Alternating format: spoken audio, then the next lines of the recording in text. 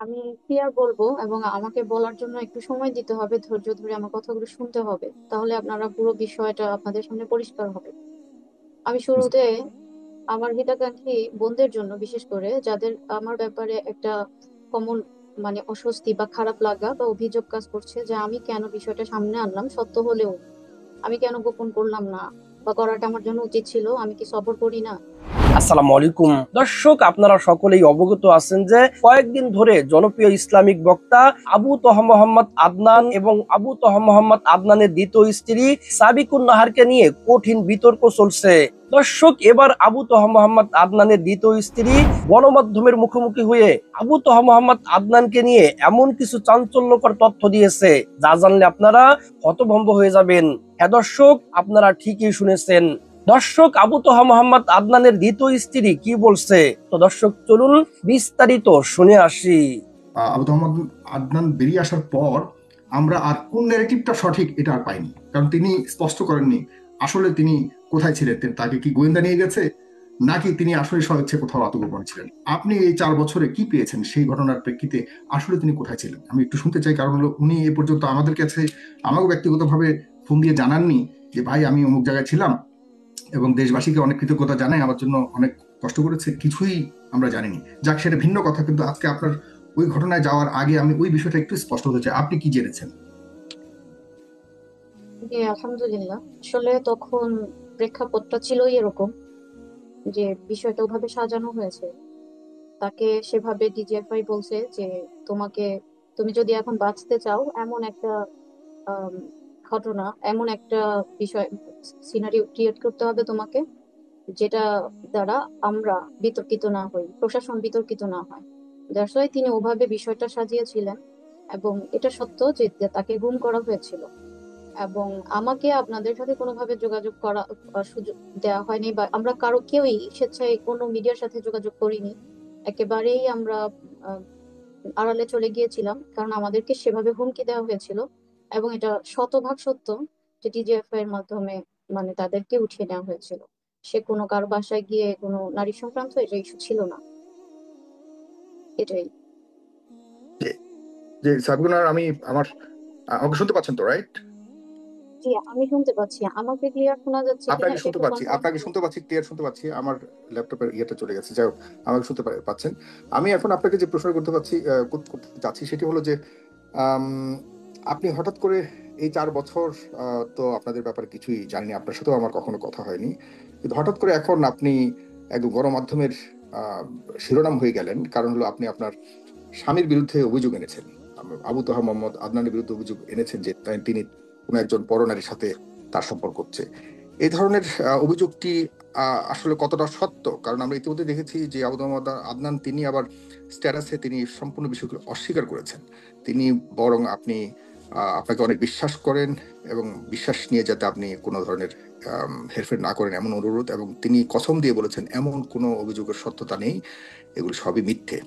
একটু জানতে চাই আপনার কাছ থেকে আসলে কেন এমন ধরনের অভিযোগ আপনি সামনে আনলেন। জি, আমি ক্লিয়ার বলবো এবং আমাকে বলার জন্য একটু সময় দিতে হবে, ধৈর্য ধরে আমার কথাগুলো শুনতে হবে, তাহলে আপনারা পুরো বিষয়টা আপনাদের সামনে পরিষ্কার হবে। আমি শুরুতে আমার হিতাকাঙ্ক্ষী বোনদের জন্য, বিশেষ করে যাদের আমার ব্যাপারে একটা কমন অস্বস্তি বা খারাপ লাগা বা অভিযোগ কাজ করছে, যে আমি কেন বিষয়টা সামনে আনলাম সত্য হলেও, আমি কেন গোপন করলাম না, বা করাটা আমার জন্য উচিত ছিল, আমি কি সবর করি না, ইত্যাদি অনেক বিষয় তাদের একটু খারাপ লাগা আছে, যারা আবার বোন তাদের জন্য। আমি তাদেরকে একটা মাসালা ক্লিয়ার করে দিয়ে আমি দেন আমার আলোচনাটা শুরু করব। আল্লাহ রাব্বুল আলামিন সূরা নিসার 148 নম্বর আয়াতে বলছেন যে লা ইউহিব্বুল্লাহুল জাহরা বিসুই মিনাল কাওলি ইল্লা মান যুলিমা ওয়া কানা আল্লাহু সামিয়ান আলিমা। এই আয়াতের মধ্যে আল্লাহ রাব্বুল আলামিন বলছে যে নিশ্চয়ই কোনো খারাপ কাজের প্রকাশ্যে প্রকাশ করা, এটা আল্লাহ রাব্বুল আলামিন কখনোই পছন্দ করেন না। কিন্তু যার উপরে জুলুম করা হয়েছে সে ব্যতীত, তার বোঝানো হচ্ছে এটা সে করতে পারে। এই আয়াতের ব্যাখ্যায় আল্লামা মুফতি শফি রহিমাহুল্লাহ তার মারিফুল কুরআনে তিনি বলছেন একটা অংশে যে এতে কারিমে অনেকগুলো ব্যাখ্যা আছে, তার মধ্যে একটা এটা বলছেন যে মাজলুম ব্যক্তি যদি অত্যাচারীর অত্যাচারের কাহিনীগুলো মানুষের কাছে প্রকাশ করে, তবে তার শেকায়াত এবং হারাম বা হারাম গীবতের অন্তর্ভুক্ত হবে না। এটা মাজলুম ব্যক্তি যদি শিকায়ত করে, শিকায়ত প্রকাশ্যে করে, এটা হারাম, গীবতের অন্তর্ভুক্ত হবে না। আর এটা ওই যে মুসলমান ভাইয়ের দোষ ত্রুটি গোপন করার এই আওতায় পড়বে না। তিনি এটা বলছেন, এটা তার ফতোয়া মুফতি শফি রহিমাহুল্লাহ। এবং তিনি বলছেন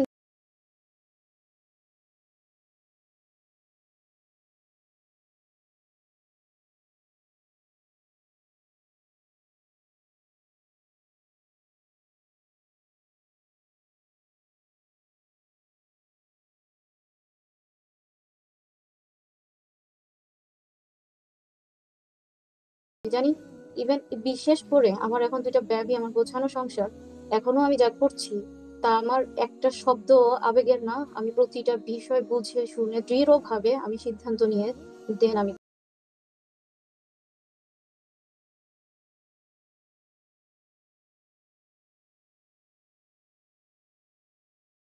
সে আমার পোশাক, আমাকে আমাকে আমাকে এভাবে বলা হচ্ছে, বা সে এখন এটা একটা তার নিরাপদ নিরাপদ একটা অবস্থানের জন্য, বা মানুষের সিম্প্যাথি, বিশেষ করে আলিম সমাজের সিম্প্যাথি, সে তার দিকে ফোকাস করানোর জন্য, সিম্প্যাথি নেওয়ার জন্য সে এটা বলতেছে পোশাক কিভাবে তার উপরে মানে তার পোশাক খুলে ফেলা, কারণ আমি তার পোশাক।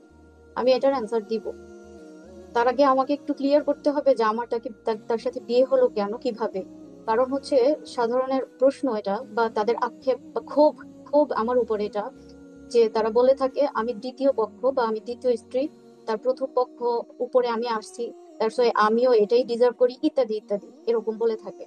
তো এখন এই ঘটনাটা একটু আপনার ক্লিয়ার বুঝতে হবে। আমাকে যখন তিনি বিয়ে করেন, আমি তখন একটা মাদ্রাসা নিজে প্রতিষ্ঠা করেছি, এবং কথা প্রসঙ্গে যদি আসে আমি সেই হিস্ট্রি আপনাদের সামনে টেনে আনবো ইনশাল্লাহ। তো তখন তার স্ত্রী নিজে আমাকে বিয়ে করানোর জন্য উদ্যোগ নেয়।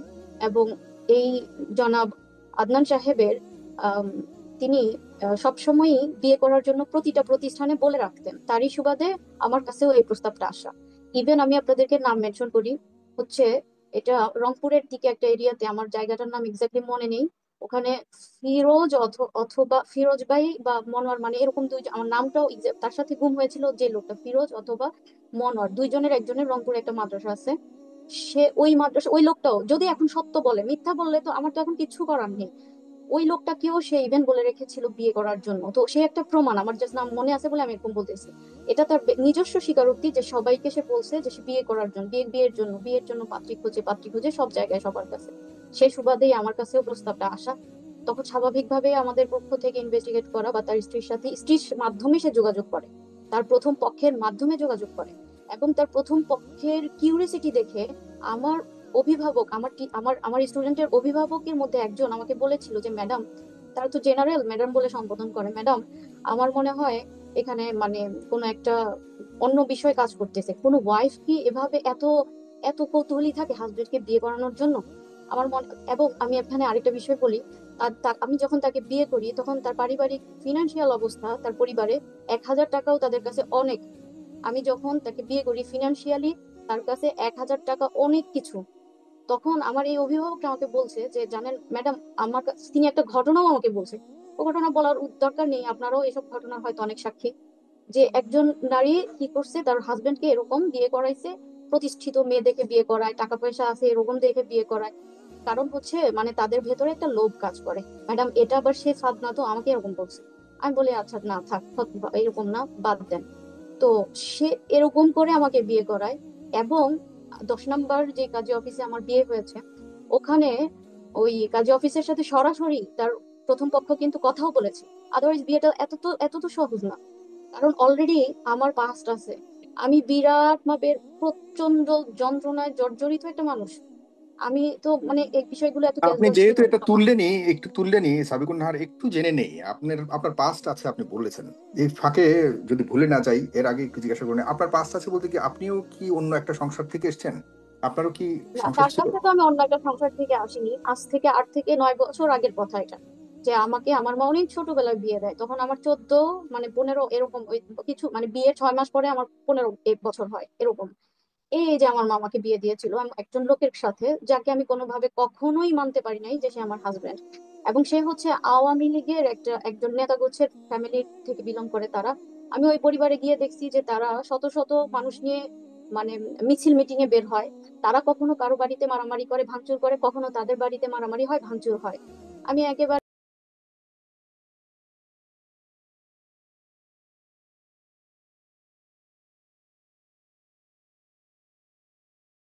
সাধারণ মানুষ দিনের মধ্যে দিন প্র্যাকটিস করেছে, এখনো করছে। আমার পরিবারের আমার আমার ভাইয়েরা প্রত্যেকে আলেম, হাফেজ, মুফতি। আমার বোনেরা সবাই আলেমা, আমার মা আলেমা। শুধুমাত্র আমার ছোট ভাই জেনারেল পড়াশোনা করেছে। এমন একটা ফ্যামিলি থেকে আমার বাবা মারা যাওয়ার পর আমার মা এটা একটা ভুল করে যে সে এতটুকুও দেখে নাই যে তারা ইসলাম জানে কিনা, লা ইলাহা ইল্লাল্লাহ কালিমাটা পর্যন্ত জানে কিনা, এতটুকুও দেখে নাই।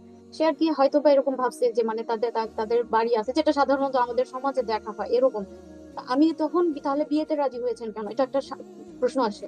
আমি তখন বলছি যে আমার মা যেহেতু রাজি, আমার মাকে দেখতে খুশি, আমার বড় বোন খুশি, তারা চাচ্ছে আমি এই এই যে একটা মেয়ে আমার কতটুকু বুঝ থাকতে পারে। আজকে তো তারা চাইলেই আমাকে তাদের কোনো সিদ্ধান্ত আমার উপরে চাপিয়ে দিতে পারবে না। আমার তখন বুঝ ছিল না, আমি শুধু দেখছি যে ওদের খুশি, তোমরা খুশি, মা খুশি, দেন ওকে, ওকে। কিন্তু আমি এটা কখনোই মন থেকে একসেপ্ট করতে পারিনি। এবং যেটা বলছিলাম যে যেহেতু স্পষ্ট তারা হই, পলিটিক। আপনার আরেকটু স্পষ্ট হই, বুঝছি আপনার মানে বাল্য বিবাহ হয়েছে, তখন হয়তো আপনি ব্যক্তিগতভাবে এটা পছন্দ ছিল না। একজন ব্যক্তি আছেন যিনি আপনাকে স্ত্রী বলে দাবি করছেন এবং সেই ঘরে আপনার সন্তানও আছে, এইসব বিষয়ে দাবি করছেন সোশ্যাল মিডিয়াতে। তিনি কি আপনার স্বামী ছিলেন এবং তারাই? জি, জি, আমি বলছি তো যেহেতু তারা রাজনৈতিক একটা পরিবার, আমাকে আমাদের বাসা পর্যন্ত ভাঙচুর করছে। আমাকে তারা মানে তাদের সর্বোচ্চ সাধ্য অনুযায়ী বন্দি করে রাখার চেষ্টা করছে, কিন্তু আমার মনে একটাই ছিল, একটাই কথা ছিল, আমার এজ যদি 7 বছরও হয় তবুও আমি এই বন্দিশালা থেকে বের হব। আমি আগাগোড়াই হচ্ছে ইলম পিপাসু মানুষ, আমি পড়াশোনা করতে সব সময় ভালোবাসি।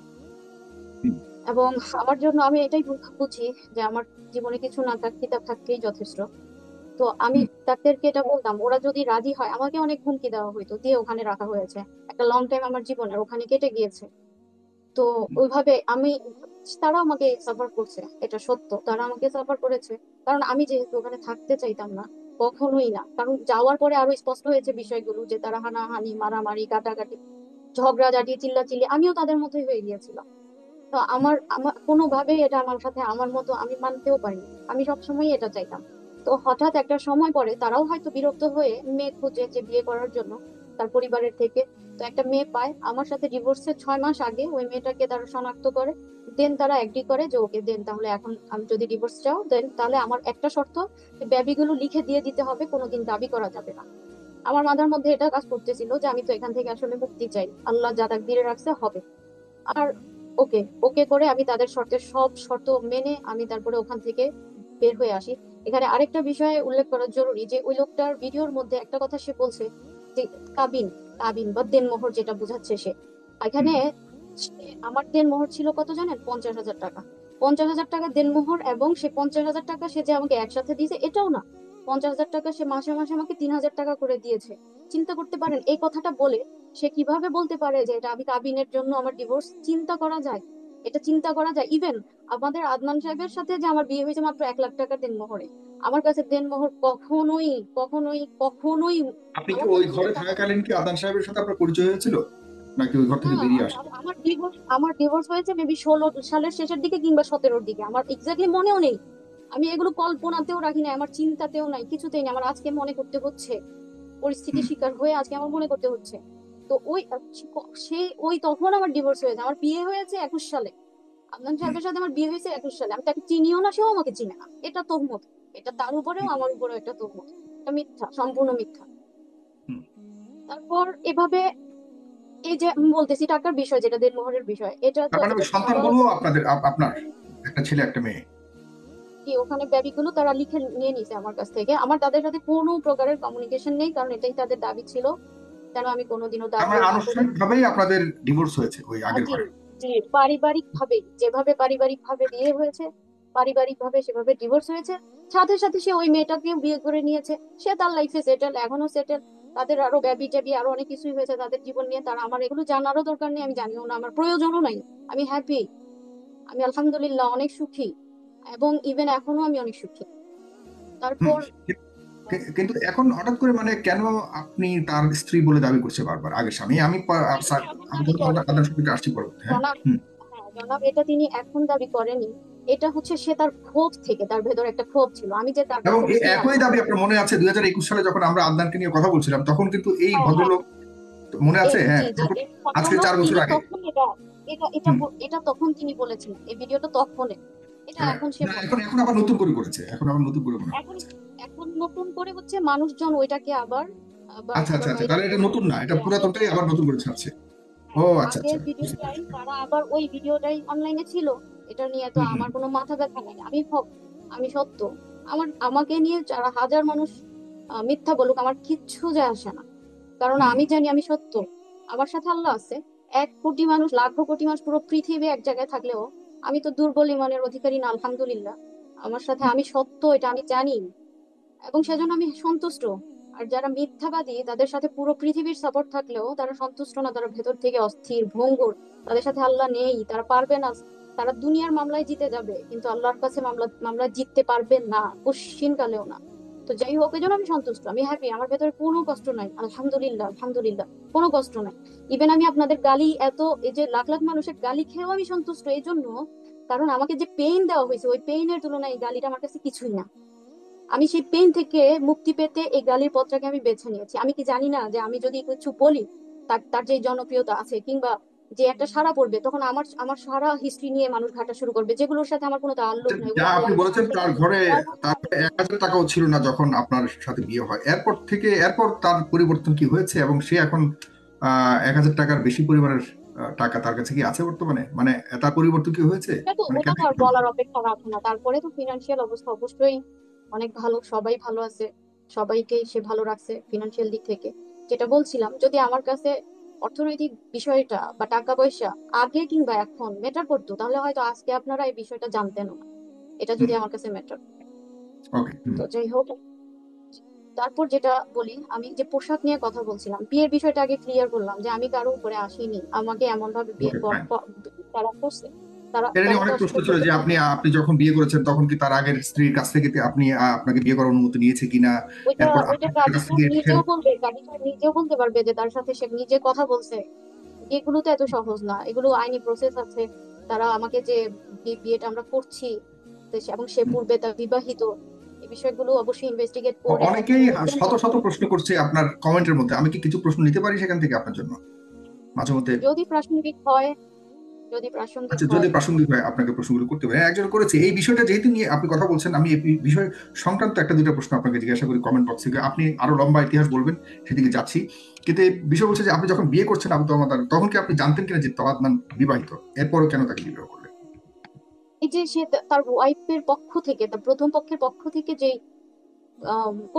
মানে যে একটা তাদের অবদান, মানে সে কি করবে, তার হাজবেন্ডকে বিয়ে করাবে। তা আমি, হ্যাঁ, এটার উত্তরটা আরো ক্লিয়ার বলি, যে আমার তখন, যেহেতু আমার জীবনটা এরকম, এবং আমি আগের স্ত্রী তাকে একটা বিয়ে করাবে, মাদ্রাসা, এটা আপনি জানলেন কিভাবে?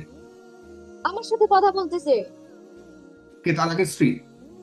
জি, কি বললাম তো, সে নিজে আমার সাথে কথা বলতেছে, আমাকে কিভাবে চলতে হবে, এভাবে সে এমন, সে তেমন, এভাবে সে বলতেছে। বাহ, চমৎকার! তো তা মানে এটা আগের আমার স্ত্রী আপনাকে তাকে বিয়ে করাবে এবং আপনার সাথে কথা বলে আপনি কেমন চলবেন হ্যাঁ সবকিছু ঠিকঠাক করেছে আগের হ্যাঁ স্ত্রী? ও, হ্যাঁ। বাহ। এখন আমার প্রশ্ন হচ্ছে, সে তো তাকে ছেড়ে দিয়েছে, তার সাথে হয়তো ডিলিংসই হচ্ছে অর্থনৈতিক বিষয়, বা আপনার তারপর সাথে আমার আসলেই মনে হয় যে কদর করা। তাকেও হুম, এত পরিমাণে প্রেশার দেওয়া হয়েছে, যে আমার মনে হয় সে বাধ্য হয়েছিল ওই সময়টা ওভাবে ডিল করতে। তাকে এমন ভাবে আমার জায়গায় যে কোনো মেয়ে, জানেন, আমি নিজেও তাকে শতবার বলছি যে ওকে ঠিক আছে বিয়ে করো, ওকে ঠিক আছে বিয়ে করো, আচ্ছা কিন্তু আমি কেন কথা বলবো, কেন আমি কেন ইনভলভ হইতে পারি, এটা তো আমার দ্বারা পসিবল না। তুমি যাও করে ফেলো, কখনো কারোর সাথে চলো, আমাকে কেন ইনভলভ, আমি অনেক হাতে পায়ে ধরছি, কিন্তু মানে আমি আমি কখনো পদক্ষেপ নিয়েছি, আমি তারপর পারিনি। তুমি করো, আমাকে কেন ইনভলভ, কারণ হচ্ছে এখানে একটা রিজন হচ্ছে এই, কারণ আমাকে আপনারা, মানে সাধারণরা এমন ভাবে চিনে। এখন সে যদি আমাকে নিজে থেকে ইগনোর করে, বা আমাকে ছেড়ে আরেকজনের কাছে যায়, বা আমাকে ডিভোর্স করে আরেকটা কিছু করে, বা আমাকে ছেড়ে দেয়, এটা তার জন্য সে প্রশ্নবিদ্ধ হবে। সে কেউই তাকে সাপোর্ট করবে না। আচ্ছা, আমি ধীরে ধীরে এই বিষয়গুলোতে আসছি, গ্রাজুয়ালি হুম, আমি হুম। একেবারে জি সব। জি, গ্রাজুয়ালি। তা এখন সে যেহেতু প্রথম, তারপর এখন ওই যে যারা বলছেন যে তার প্রথম পক্ষ থাকতে আমি কেন বিয়ে বসলাম, তার প্রথম পক্ষ হচ্ছে তাকে ছেড়ে দিয়েছে, তার সাথে রিলি যে বাবা খাওয়া পড়া দিয়ে আমি আমার মতো চলি, সে তাদের অবস্থানে তারাও তেমন। এমন অসংখ্য মেয়ে আছে বাংলাদেশে, অসংখ্য মেয়ে আছে, আমি তাদের মধ্যে না, আলহামদুলিল্লাহ। আমি, এটাই তো আমার রুচি, আমি তাদের মধ্যে না। সে তাকে ছেড়ে দিয়েছে, আমি তাকে বিয়ে করেছি, কিন্তু আমি তো তাকে ছাড়ি নাই যে তুমি আরো 14টা বিয়ে করো। আমি তো, সে তাকে ছেড়ে দিয়েছে কিভাবে জানেন? সে তাকে এক কাপ চা বানিয়ে খাওয়ায় না, সে তার জন্য একটা ভাত রান্না করতো না। এখন হয়তো সব উল্টে যাবে, সব উল্টে যাবে, 2 বছর থেকে উল্টে গেছে। মানে আমি যখন বিয়ে করি তখনের সিচুয়েশন, সে তার থেকে এভাবে মানে মুক্তি পেতে চাইছে, মুক্তি পেতে চাইছে। তো আমি তো বরং, কিন্তু অন্যদিকে আমি তো তার জন্য সাজি, আমি তার জন্য সাজাই। আগের বউ আমার আপনাকে কেন বিয়ে করতে, আপনাকে বিয়ে করাতে চেয়েছে আগের বউ, এর কারণ কি শুধুমাত্র অর্থনৈতিক? না, এটা এটা এটা আমাকে আমার একটা গার্ডিয়ান বলছে যে এরকম কারণ কিনা, কারণ এত কিউরিয়াস একটা মহিলা এটা তো হইতে পারে না। একটা মানুষ হুম। একটা তার হাজবেন্ডকে বিয়ে করাবে, এটা কিভাবে পসিবল? দেখেন তাহলে পরে ম্যাডাম, আর কি এরকম জানতে পেরেছেন কি কারণে? তো এখন এটা তারা জানে, আল্লাহ ভালো জানে, আল্লাহ ভালো জানেন। তারা এখন তো এটাকে তারা মানে খুব মহান সাজে এটা বলে যে আসলে 3-4টা বিয়ে করা জায়েজ আছে, তার জরুরত ওকে করছে, বিষয়টা দিয়ে আচ্ছা। তো তারা এখন মহান সাজে। হুম হুম, কিন্তু বুঝতে বিষয়টা পেরেছি। আসলে এত মহানের না। আমি গ্রাজুয়ালি আসতেছি, আমি ক্লিয়ার করব, প্রতিটা বিষয় ক্লিয়ার করব, আমি জি। ক্লিয়ার করার জন্যই আসছি। তারপর যেটা বলছিলাম যে আমি তো তাকে ছেড়ে দেইনি। আমি আমার ঘরের একটা বেডশিট থেকে শুরু করে ফ্লোর ম্যাট, আমার ঘরের একটা কাপ, একটা চামচ, এক- প্রতিটা জিনিস, একটা সুতা, আমি সবকিছু তার নামে করেছি, তার নামে করেছি, তার জন্য গুছিয়েছি, আমি তার জন্য সাজি, আমি তার জন্য সাজাই, আমি তার জন্য গোছাই, আমার এটা পুরো সংসার। আর সে আমার, আমি তাকে ছেড়ে দেই নাই। ইভেন আমার যখন আয়সা হয়, আমি এত অসুস্থ, আমি প্রচন্ড পেইনের মধ্যে দিয়ে আমার আমার আয়সা হয়েছে, আমার 1 বছরে 2টা ব্যাবি হয়েছে, যেটা আমার ফিজিক্যালি আমার নিতে অনেক কষ্ট হয়েছে, অনেক ভাবে, অনেক প্রসেসে, অনেক অনেক কেয়ারের মধ্যে থেকে, পুরো বলা যায় যে ইন্টেন্সিভ কেয়ারের মধ্যে থেকে আমার বেবিগুলো দুনিয়ার মধ্যে আসছে। আয়সা হওয়ার পরে আমার ব্যাকবোনের যে ডিস্ক, মানে প্রবলেম গুলোর আমি রাইট নাম জানি না, ওখানে একটা প্রবলেম হয়, যেটা ট্রিটমেন্ট আমি আজও করি নাই, কারণ এরপর থেকেই আমার জীবনে এই ঝড়গুলো চলছে। তো ট্রিটমেন্ট করার মতো সে মানসিকতা, ফুরসত, সুযোগ, সেটা আমার মধ্যে কখনোই আজও পর্যন্ত হয় নাই, আজও হয়নি। তো আমার প্রচন্ড রকম নেক পেন ছিল। 4র্থ দিন আমি যখন হসপিটাল থেকে যেদিন আসি, আমাকে মনে হয় ছেড়েছিল আর 3য় দিনের দিন, মানে 2 দিন পরে। তো আমি হসপিটাল থেকে যেদিন বাসায় আসি, সেদিন আম, আমি দাঁড়াতে পারি না, আমি, এটা স্বাভাবিক, আপনারা জানেন, যেহেতু এটা সি সেকশনের বেবিটা হয়েছে, আমি খুব আস্তে আস্তে হাঁটি। কিন্তু আমি সেদিনও, এই দিন, এদিন আমি তার জন্য, আমি এদিন তার জন্য নিজে চা বানিয়েছি। আমি হসপিটাল, আমার যেদিন বেবি হয়েছে পরের দিন, সে আমাকে বলে কি, যান মশারি টানাও, মানে আমি উঠতে পারি না বেড থেকে। পরে বলে কি, ও সরি, মানে এত, মানে এটা কেন বললাম, মানে সে এত পরিমাণে অভ্যস্ত এবং আমার উপরে ডিপেন্ডেন্ট, মানে তার এক একটা একটা সুতার জন্য সে আমার উপরে ডিপেন্ডেন্ট। আমি যে আজকে বেডে পড়ে আছি, আমার অপারেশন হয়েছে মাত্র, সে তার এটাও ভুলে গেছে। সে আমার সাথে হসপিটালে বেডে আছে, মানে সে বলতেছে মশা কামড়ায়, চান মশাইটা। সে আমাকে কিন্তু অথচ 1 গ্লাস পানি খাওয়ায়নি, তখন আমি প্রচন্ড নেক পেনে 15 দিন সাফার করছি। এখানে আমার অনেক বোনের আছে, এগুলো জানেন, আমার ডক্টর হুম। বোনেরা জানেন যে আমি কি পরিমাণ সাপোর্ট করছি। তো আমি তো তাকে ছেড়ে দেইনি, আমার ভাষাটা আমি যেটা বোঝাতে যাচ্ছি, যে আমি তো তাকে আমার জান প্রাণ দিয়ে আমি তার জন্য সর্বোচ্চ করেছি। আমি তো তাকে বলি নাই যে তুমি আরেকটা বিয়ে করো বাবা, আমাকে টাকা পয়সা দাও, আমি খেয়ে পরে নেম ফেম নিয়ে থাকি, তুমি আরেকটা বিয়ে করো, সে তোমার সব সামলাবে। আমি তো তাকে ছেড়ে দেই নাই, আমি তাকে ছেড়ে দেই নাই। আমার জীবনে কিচ্ছু, আমার দুনিয়ার প্রতি কোনো মোহ নাই, আমার দুনিয়াই ছিল সে, আমার গোটা দুনিয়াই সে, আমার গোটা দুনিয়াই সে, আমার পৃথিবীই সে, আমার জীবনই ছিল সে। অন্যথায় আমার দুনিয়ার সাথে কোনো কানেকশনই ছিল না, আমি সম্পূর্ণ, একদমই, দুনিয়ার সাথে আমার কোনো বিষয়ে কোনো কানেকশন ছিল না। আমার গোটা দুনিয়া সে, আমি তার জন্য সাজাইছি সব, আমি তাকে নিয়ে করেছি সব। আমি তাকে তার মহাব্বতের সাহস, তাকে যে ভালোবাসি, এই ভালোবাসার সাহসে আমি 2টা বেবি দুনিয়াতে আনতে পারছি, আদারওয়াইজ আমার ফিজিক্যাল কন্ডিশন এটা ছিল না। আমি সে সাহস করছি, আমি মহাব্বত থেকে, আমি অনেক সাফার করছি। ইভেন আমার বেবি যখন, আমি প্রেগনেন্ট যখন, আমার এসজিপিটি লেভেল এত হাই হয়ে গেছিল যে আমি আয়রন দিয়ে বসে বসে আমার গায়ে ছেঁকা দিয়েছি। কিন্তু ওর, আমি একটা সামান্য কিছুর জন্য আমি ওর মার উপর ডিপেন্ডেন্ট হইতে দেই নাই। আর ওর প্রথম বউকে, ওয়াইফের উপরে তো ডিপেন্ডেন্সি নাই, মানে সে ছেড়েই দিছে সব, সে করে না, এক কথায় সে করে না, করতো না তখন। আমি তাকে সে, আমি তাকে কোনো অভাব, কোনো কষ্ট, কোনো কিছু, এগুলো মানে সে ছোঁয়াও পায়নি। তো এই, এটা হলো আমার একটা অ্যান্সার, যে আমি কেন তাকে বিয়ে করছি, আর এখন সে কেন আরেকজনকে বিয়ে করবে, ওই জায়গায় আমার আমার আপত্তি বা প্রশ্ন। তো বিয়ে করবে, ওকে ঠিক আছে, এটা তো আমি একটু আগে বললাম যে আমি মেনে নিছি, এটা তো আমি মেনে নিছি, আমি বারবার বলছি তুমি করো, আমাকে কেন ইনভলভ করো, আমার দ্বারা তো এটা পসিবল না। সে হয়তো তোমাকে ওভাবে ট্রিট করছে, ওভাবে জানছে, সে ওভাবে দরজার বাইরের মতো করে মানুষ তোমার সাথে ওভাবে ট্রিট করছে। আমি তো তোমাকে কলিজা থেকে মেনে নিছি, আমি তো তোমাকে কলিজা থেকে, তোমাকে আমি, তুমি আমার আমার পুরো দুনিয়া, আমি কেমনে পারি, আমি কিভাবে পারবো, আমি কেন ডিল করবো, তুমি করো যা ইচ্ছা, যেখানে যার সাথে ইচ্ছা থাকো। আমি কেমনে পারবো? অনেক বলছি, কিন্তু সে আমাকে পেন পেন পেন পেন দিতেই আছে, দিতেই আছে, দিতেই আছে। পোশাক, আজকে পোশাকের প্রশ্ন কেন আসে? যেদিন তার তার প্রথম পক্ষের বেবি হয়, তার প্রথম পক্ষের 2 নম্বর বেবি যেদিন হয়, আমি তখন রংপুরে। তখন বেবি হওয়ার পরে সে আসতে পারে, আমার আমার সাথে কথা ছিল যে আমি তো প্রতিষ্ঠান পরিচালনা করি, আমি রংপুরে থাকতে পারবো না, আমার প্রতিষ্ঠান পরিচালনা করার কেউ নাই, আমার আমার থাকতে হবে, আমি রংপুরে থাকতে পারবো না। কিন্তু তখন সে হঠাৎ করে তার দাবি, এটা আমার বিয়ের শুরুর দিকে, যে সে আমাকে ছাড়া থাকতে পারবে না, সে আমাকে ছাড়া থাকতে পারে না। তার প্রথম পক্ষে তাকে ভালো লাগে না, একদম সারাসারি কথা বলছে, তাকে তার ভালো লাগে না, সে আমাকে ছাড়া থাকতে পারবে না, তার ভালো লাগে না। যেভাবেই হোক মাদ্রাসা অন্য কাউকে যেভাবেই হোক বোঝায় দিয়ে হলেও আমাকে রংপুরে থাকতে হবে। তো ট্রায়াল স্বরূপ আমি আমার বিয়ের প্রথম যেই ঈদুল ফিতর আমি সেটা রংপুরে করি। তো ওই সময়টাতেই আগে পরে একটা সময়ে তার প্রথম পক্ষের দ্বিতীয় বেবিটা হচ্ছিল। তো এই জিনিসটা আমার একটু খারাপ লাগছে, মানে একটা জিনিস না ওকে মেনে নিছি, সরাসরি দেখা আর একটু কষ্ট লাগার বিষয়, আমার খারাপ লাগছে। আমি তবু আমার সে খারাপ লাগা আমি প্রকাশ করি, আমি শুধু বলছি কি আমার মনে হয় রংপুরে থাকতে।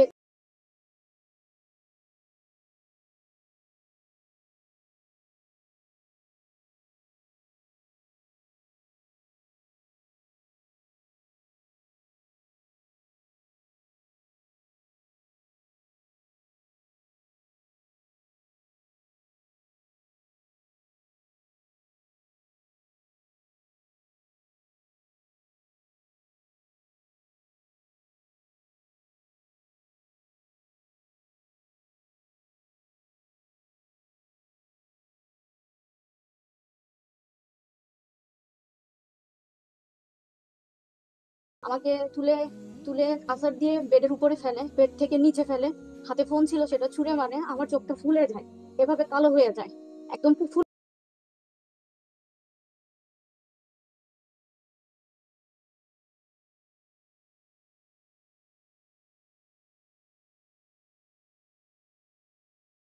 রাতের বেলা সে আমাকে ডক্টরের কাছে নিয়ে যাবে, ডক্টরের কাছে গেল, ডক্টরের কাছে না সে না, আপনাকে পরিচয় মারার দিচ্ছে পর? ডক্টর।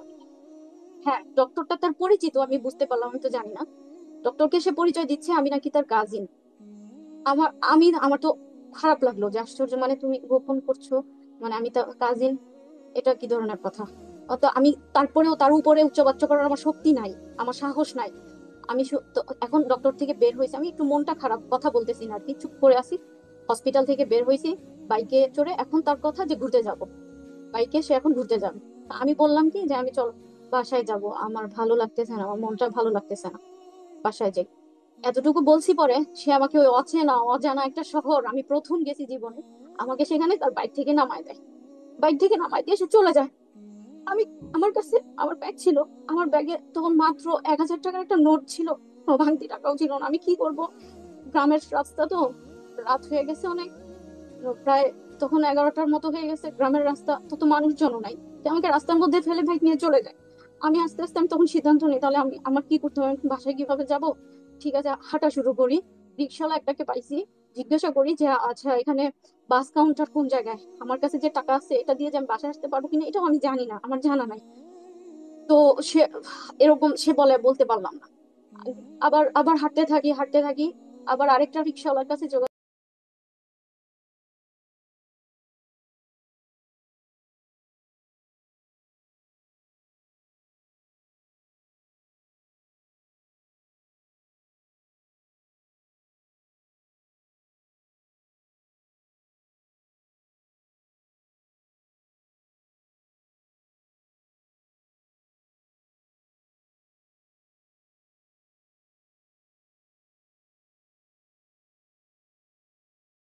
আমার তার সাথে আমার আর চলার কোনো ইচ্ছাও নাই। সে আমাকে তারপরে বাইক থেকে আবার হেঁচড়ে মানে আমাকে বোরখা ধরে উপর থেকে হেঁচড়ে বাসা পর্যন্ত নিল।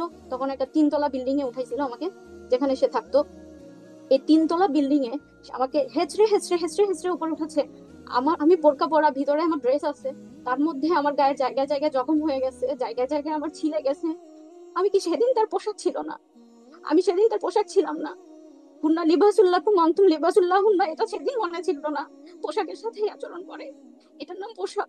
সে আমাকে এভাবে আমি বলছি যে আমাকে ছাড়ো, আমি আমি হেঁটে যাচ্ছি, ও ভাবতেছে আমি মনে হয় পিছন থেকে চলে যাবো বাইরে। আমি যাবো, আমি আমি নিজে হাঁটতেছি, আমাকে ছাড়ো, আমি আস্তে আস্তে উঠবো, আমাকে ছাড়ো। ও আমাকে হেঁচড়ে 3 তলা উঠায়, চিন্তা করতে পারেন। তারপর ও আমাকে ওর বাসায়, একদম ফাঁকা বাসায় নিয়ে ও বটি নেয়, বটি দিয়ে ও আমাকে আজকে জবাই করে ফেলবে। আমি তো, ও না হয় আমাকে ভয় দেখাচ্ছে, এটা ও জানে, আমি জানি না। আমি তো আমি তো ফেস করতেছি। আমি তখন তার পায়ে পড়ে যাই, জান সরি, জান সরি, ওকে, ওকে। আমি শুধু আমি আমি হাসতেই থাকবো, আমার কোনো খারাপ লাগা নাই, ওকে সরি। তারপরেও সে আমার সাথে যাচ্ছে তাই মারে, যেভাবে ইচ্ছা পারে ফেলে রাখে, আরেক রুমে গিয়ে বসে থাকে। আমি তো ভয়ে কাঁপতেছি, মানে আমার রাতটা কোনো রকম পার হইলেই সারে, এভাবে আমার রাত পার হয়। তারপর ওই যে আমি নিজে গিয়ে তাকে সরি বলি, আমি উল্টা তাকে পানি খাওয়াই এভাবে, তারপরে আমি তাকে হাত করি, এভাবে আমার পরিস্থিতি স্বাভাবিক করতে হয়।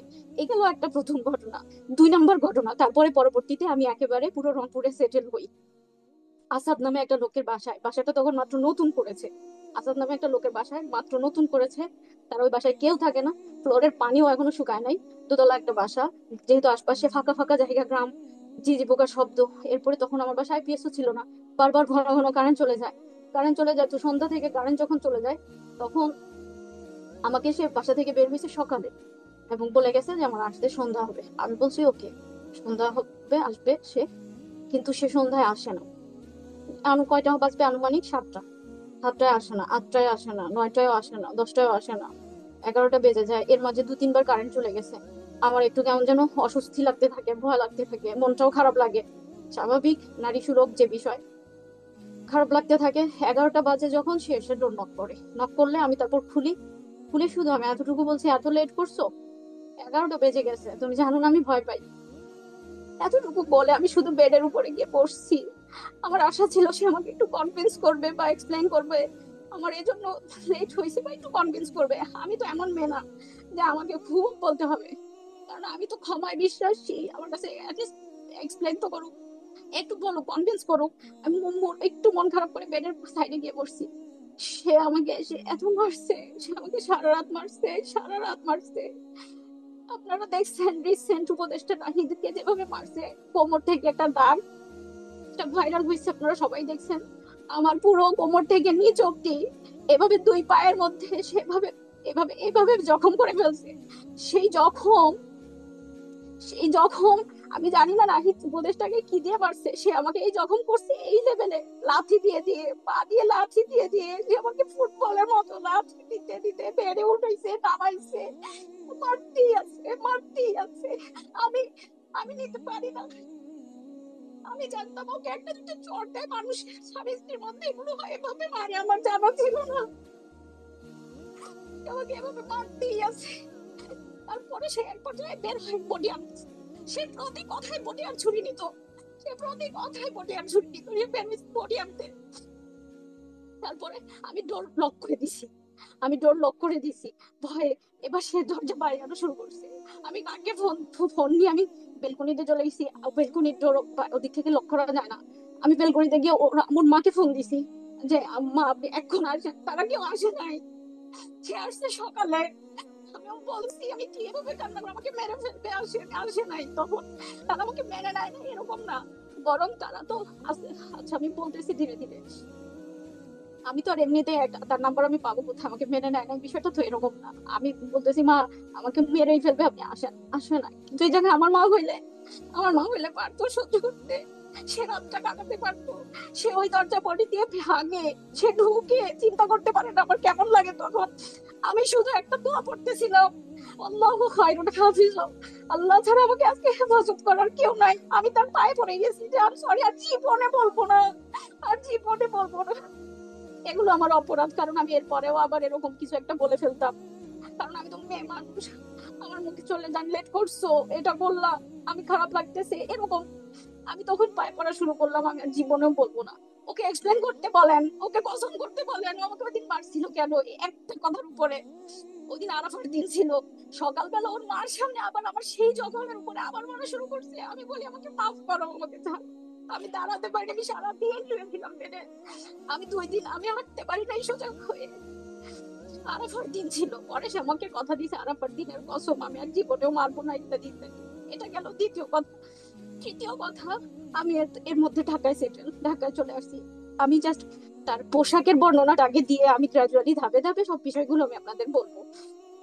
ঢাকায় ততদিন আমি সেটেল। সে একদিন আমার সাথে বাদ ফজর কথা বলতেছে, সে প্রতিষ্ঠান করবে, প্রতিষ্ঠানে ছেলে মেয়ে একসাথে পড়াশোনা করবে। সেটা মানে প্রথম প্রথম সে পঞ্চম শ্রেণী পর্যন্ত প্রতিষ্ঠান করবে। তো এ ব্যাপারে সে একটা আলোচনা করতেছে আমার সাথে। আমি যখন বললাম জানি এটা আমাদের সাথে যায় না, আমি এটা না, নারী পুরুষ আলাদা, সব সময় তার সাথে আমার সমস্যা ছিল এটা, নারী পুরুষ আলাদা করো, ছেলে মেয়ে একসাথে। বলে ছোট ছোট বাচ্চারা পঞ্চম শ্রেণী পর্যন্ত পড়বে। এই যে বর্তমানে তার জিন্নুরাই যে সেন্টার আছে মানে রংপুরে, এটার ব্যাপারে কথা বলতেছিল। আমি বললাম না, যতই হোক মেয়েদেরটা আলাদা করো, ছেলেদেরটা আলাদা করো। অন্যথায় এরা যখন একসাথে পড়বে দেখা যাবে ম্যাডামরা তো বড় ম্যাচিউর, বাচ্চারা তো ছোট, যে টিচাররা থাকবে তারা ম্যাচিউর, অফিস মেনটেন করবে তারা ম্যাচিউর। এখানে ছেলে মেয়ে এইভাবে আমি কোনোদিনও, এটা আমাদের সাথে যায় না, তুমি বিতর্কিত হবা, বিশ্বাস করো এটা করো না। এই কথা এতটুকু বলছি, এতটুকু বলছি। আমার তো তার উপর দিয়ে কথা বলার সাহস শক্তিই নাই। সে এত বড় মানুষ এবং তার এত বদমেজাজি, আমার ভয়। আমি আমি অনেক কিছু জানি, আমি তাকে বোঝাইতে পারি, কিন্তু আমার ভয়, আমি তো কথা বলার শক্তিও পাই না তার সামনে। আমি এভাবে তাকে ঠান্ডা মাথায় সুন্দর করে বলতেছি, সে আমাকে চট দেওয়া শুরু করলো। আমি আমি একটু বললাম যে কেন, ছেলে মেয়ে একসাথে থাকলে তোমার ভালো লাগে, তোমার ভালো লাগবে, এরকম বলছি, সে আমাকে চট দেওয়া শুরু করলো।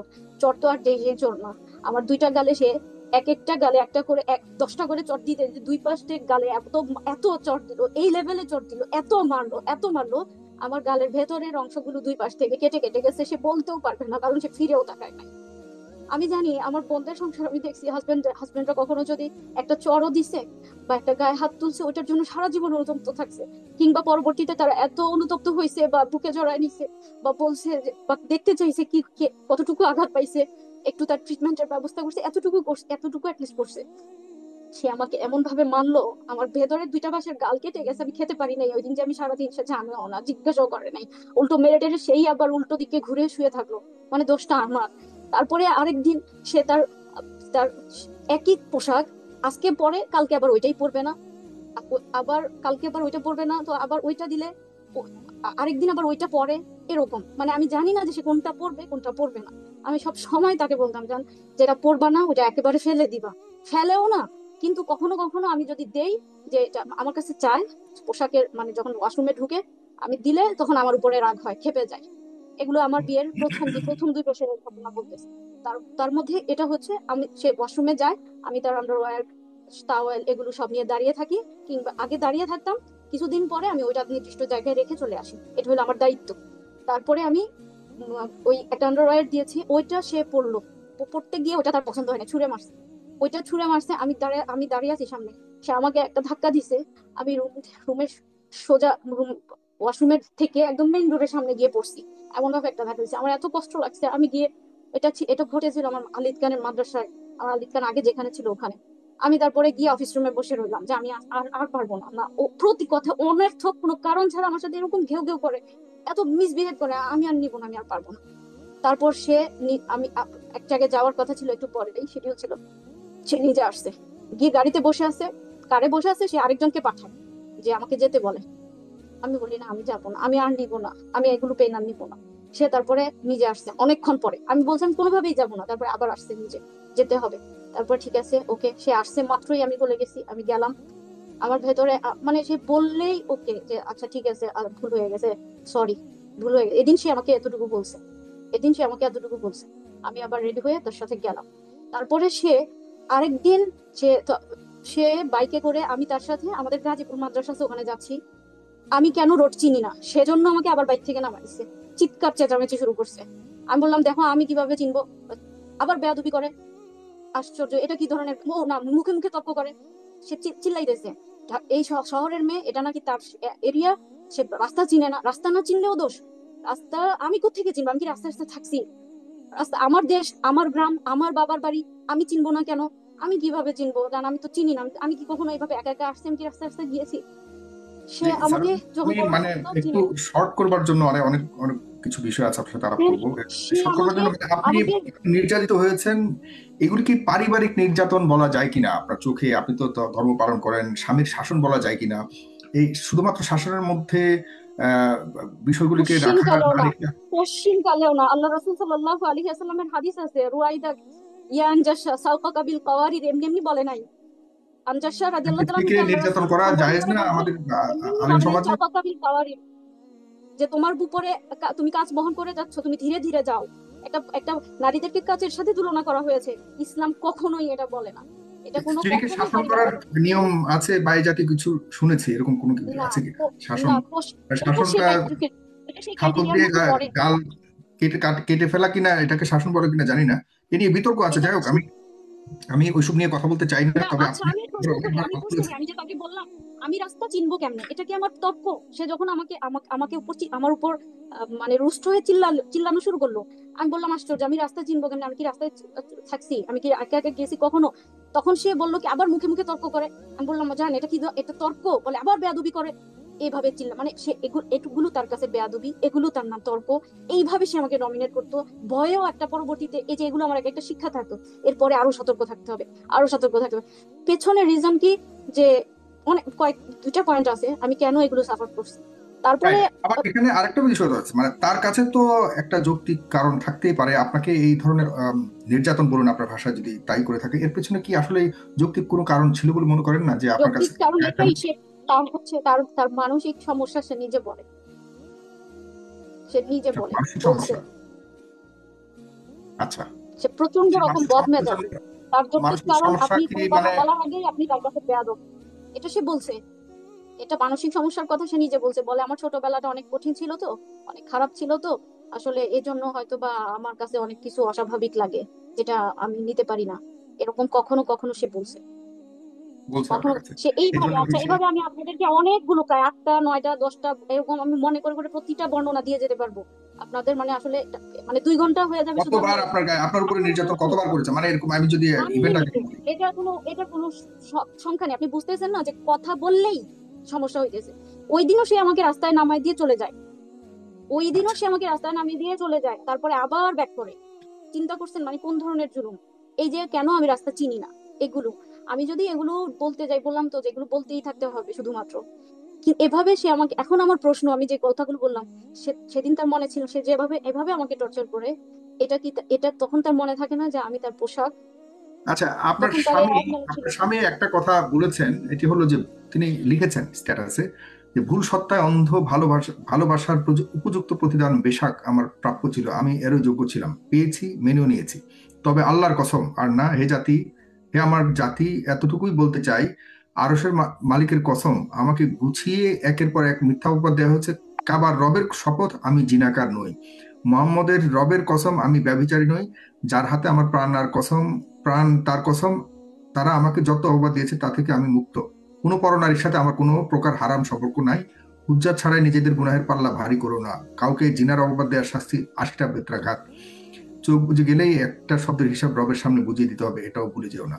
আমার দোষ, ভুল, সত্তা মাত্রায় মোহাম্মদ উভয় পরিবারের মাঝে সুন্নাত ইনসাফ করেছেন তিনি, সবার উপরে ক্ষমা এবং সবার উপরে সবর করতে থাকা, দিনের পর দিন ক্ষতবিক্ষত হয়ে নিজের প্রয়োজন মানসিকতায় প্রশান্তির আশায় সুলাসা করতে চাওয়া, যাতে আমার প্রথম স্ত্রী, মা, বোন কিংবা সবাই সম্মত ছিল, যা শরীয়তে হালাল ইত্যাদি ইত্যাদি।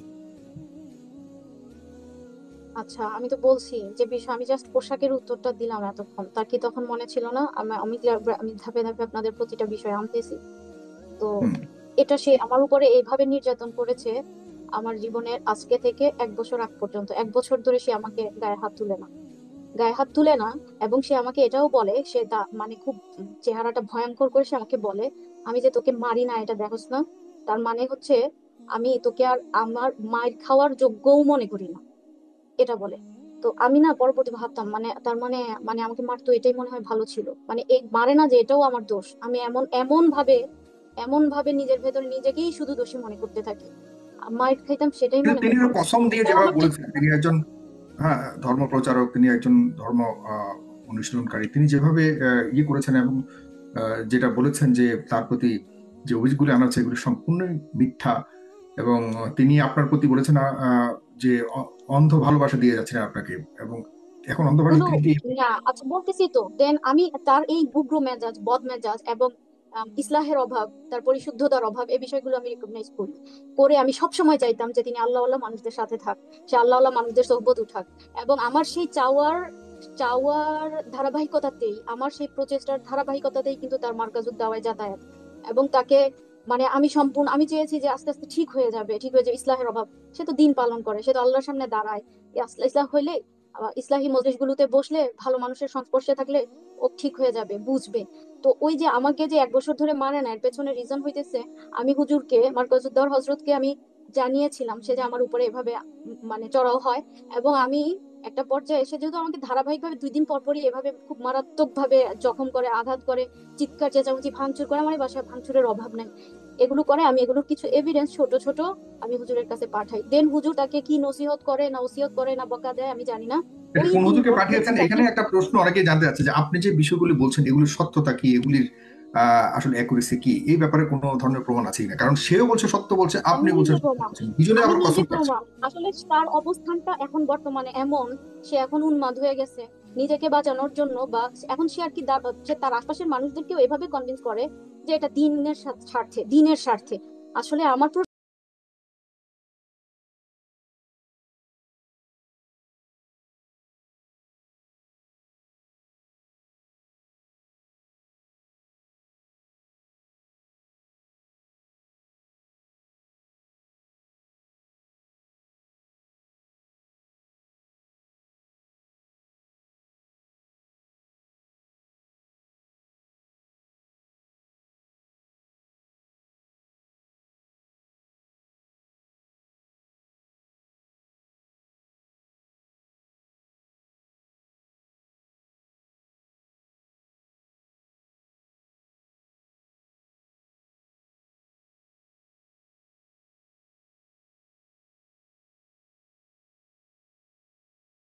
ফেলেছি।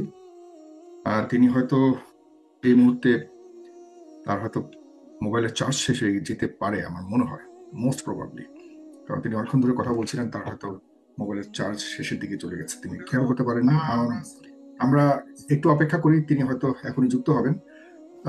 এখন আসলে অনেক বিষয়, প্রিয় দর্শক, যে আমি কেন এই মুহূর্তে এটিকে নিয়ে কথা বলছি, এর কারণ হলো আপনারা জানেন, যারা দেখছেন ভালো করে খেয়াল রাখুন, আজ থেকে 4 বছর আগেও 2021 সালে আবু তাহের মোহাম্মদ আদনান তিনি হারিয়ে গিয়েছিলেন বা স্বইচ্ছায় আত্মগোপনে ছিলেন, অথবা তাকে অপহরণ করা হয়েছিল। যেটি হয়েছিল এখনো পর্যন্ত আমরা স্পষ্ট হইনি, কারণ হলো তখন তিনি মিসিং হয়েছিলেন, এটাই জানি। তাকে খুঁজে পাওয়া যাচ্ছিল না। তখন তাকে আমরা কেউই চিনতাম না, আমি ব্যক্তিগতভাবে চিনতাম না, অনেকেই চিনতো না। আমি যতটুকু জেনেছি তিনি খুব ভয়ঙ্কর, তৎকালীন সময় যতটুকু জানি তিনি ভয়ঙ্কর কিছু ধর্মীয় কথাবার্তা, চ্যালেঞ্জিং কিছু কথাবার্তা বলতেন তৎকালীন সময়। এই কারণে হয়তো তাকে গুম করা হয়ে যেতে পারে। আওয়ামী লীগের আমলে ঘটনাটি ঘটেছিল এবং তখন গুম বিষয়টা খুব স্বাভাবিক ছিল, যে কেউ গুম হয়ে যেত বিভিন্ন সময়। একটি ভীতি ছিল, ভয় ছিল। তার স্ত্রী তৎকালীন সময়, এই স্ত্রী সাবিকুন নাহার, আমার সাথে বা ফেসবুকের সাথে যোগাযোগ করে, এমন ঘটনা হয়েছে তার স্বামীর সাথে। তখন আমি কেউই রাজি হচ্ছিল না যে এই ধরনের বিষয় নিয়ে, যাকে চিনে না জানি না, কেউ আসলে এইসব বিষয় নিয়ে কথা বলতে চায় না।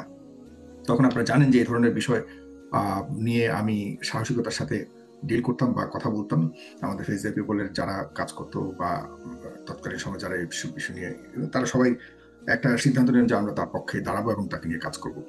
তখন একমাত্র সাবিকুন নাহার তার স্বামীর পক্ষে প্রতিদিন, তার স্বামীর পক্ষে তার স্বামীকে খোঁজার জন্য প্রতিদিন সে একাকার করে ফেলেছিল তৎকালীন সময়। এখন পর্যন্ত আপনারা যদি যান, ইউটিউবে যান, তৎকালীন সময় আবু তমা আদনানের হারিয়ে যাওয়ার পর যা যা ঘটেছিল প্রতিদিন আমরা শো করেছি।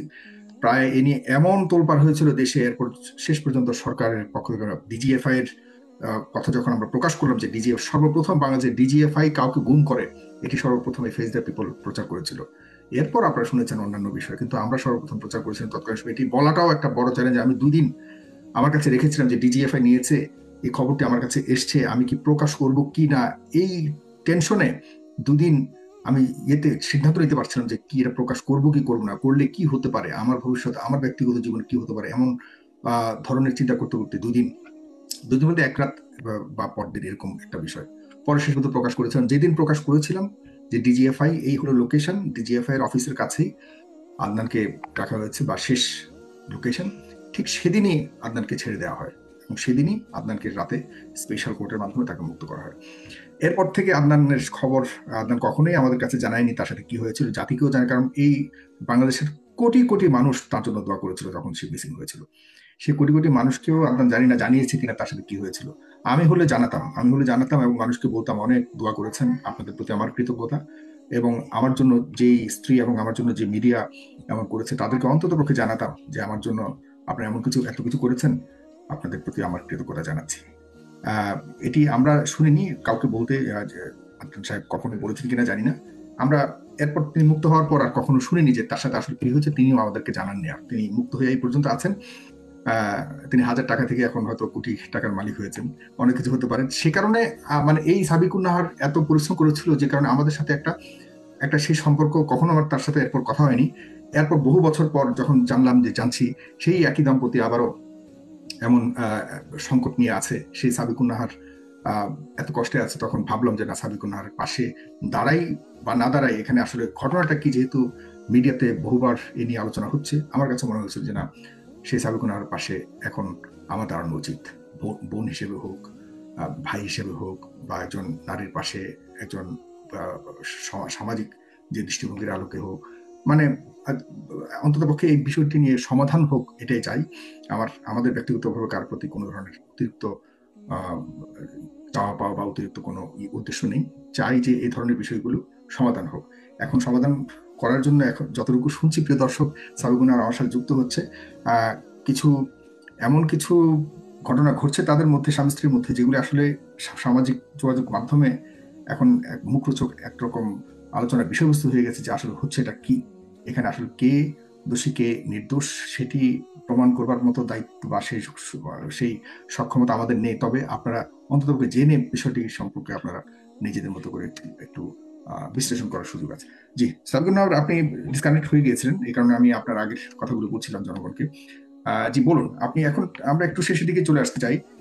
আহ, মূলত আপনার প্রতি অনেক অত্যাচার হয়েছে যতটুকু আপনি বললেন, বুঝালেন।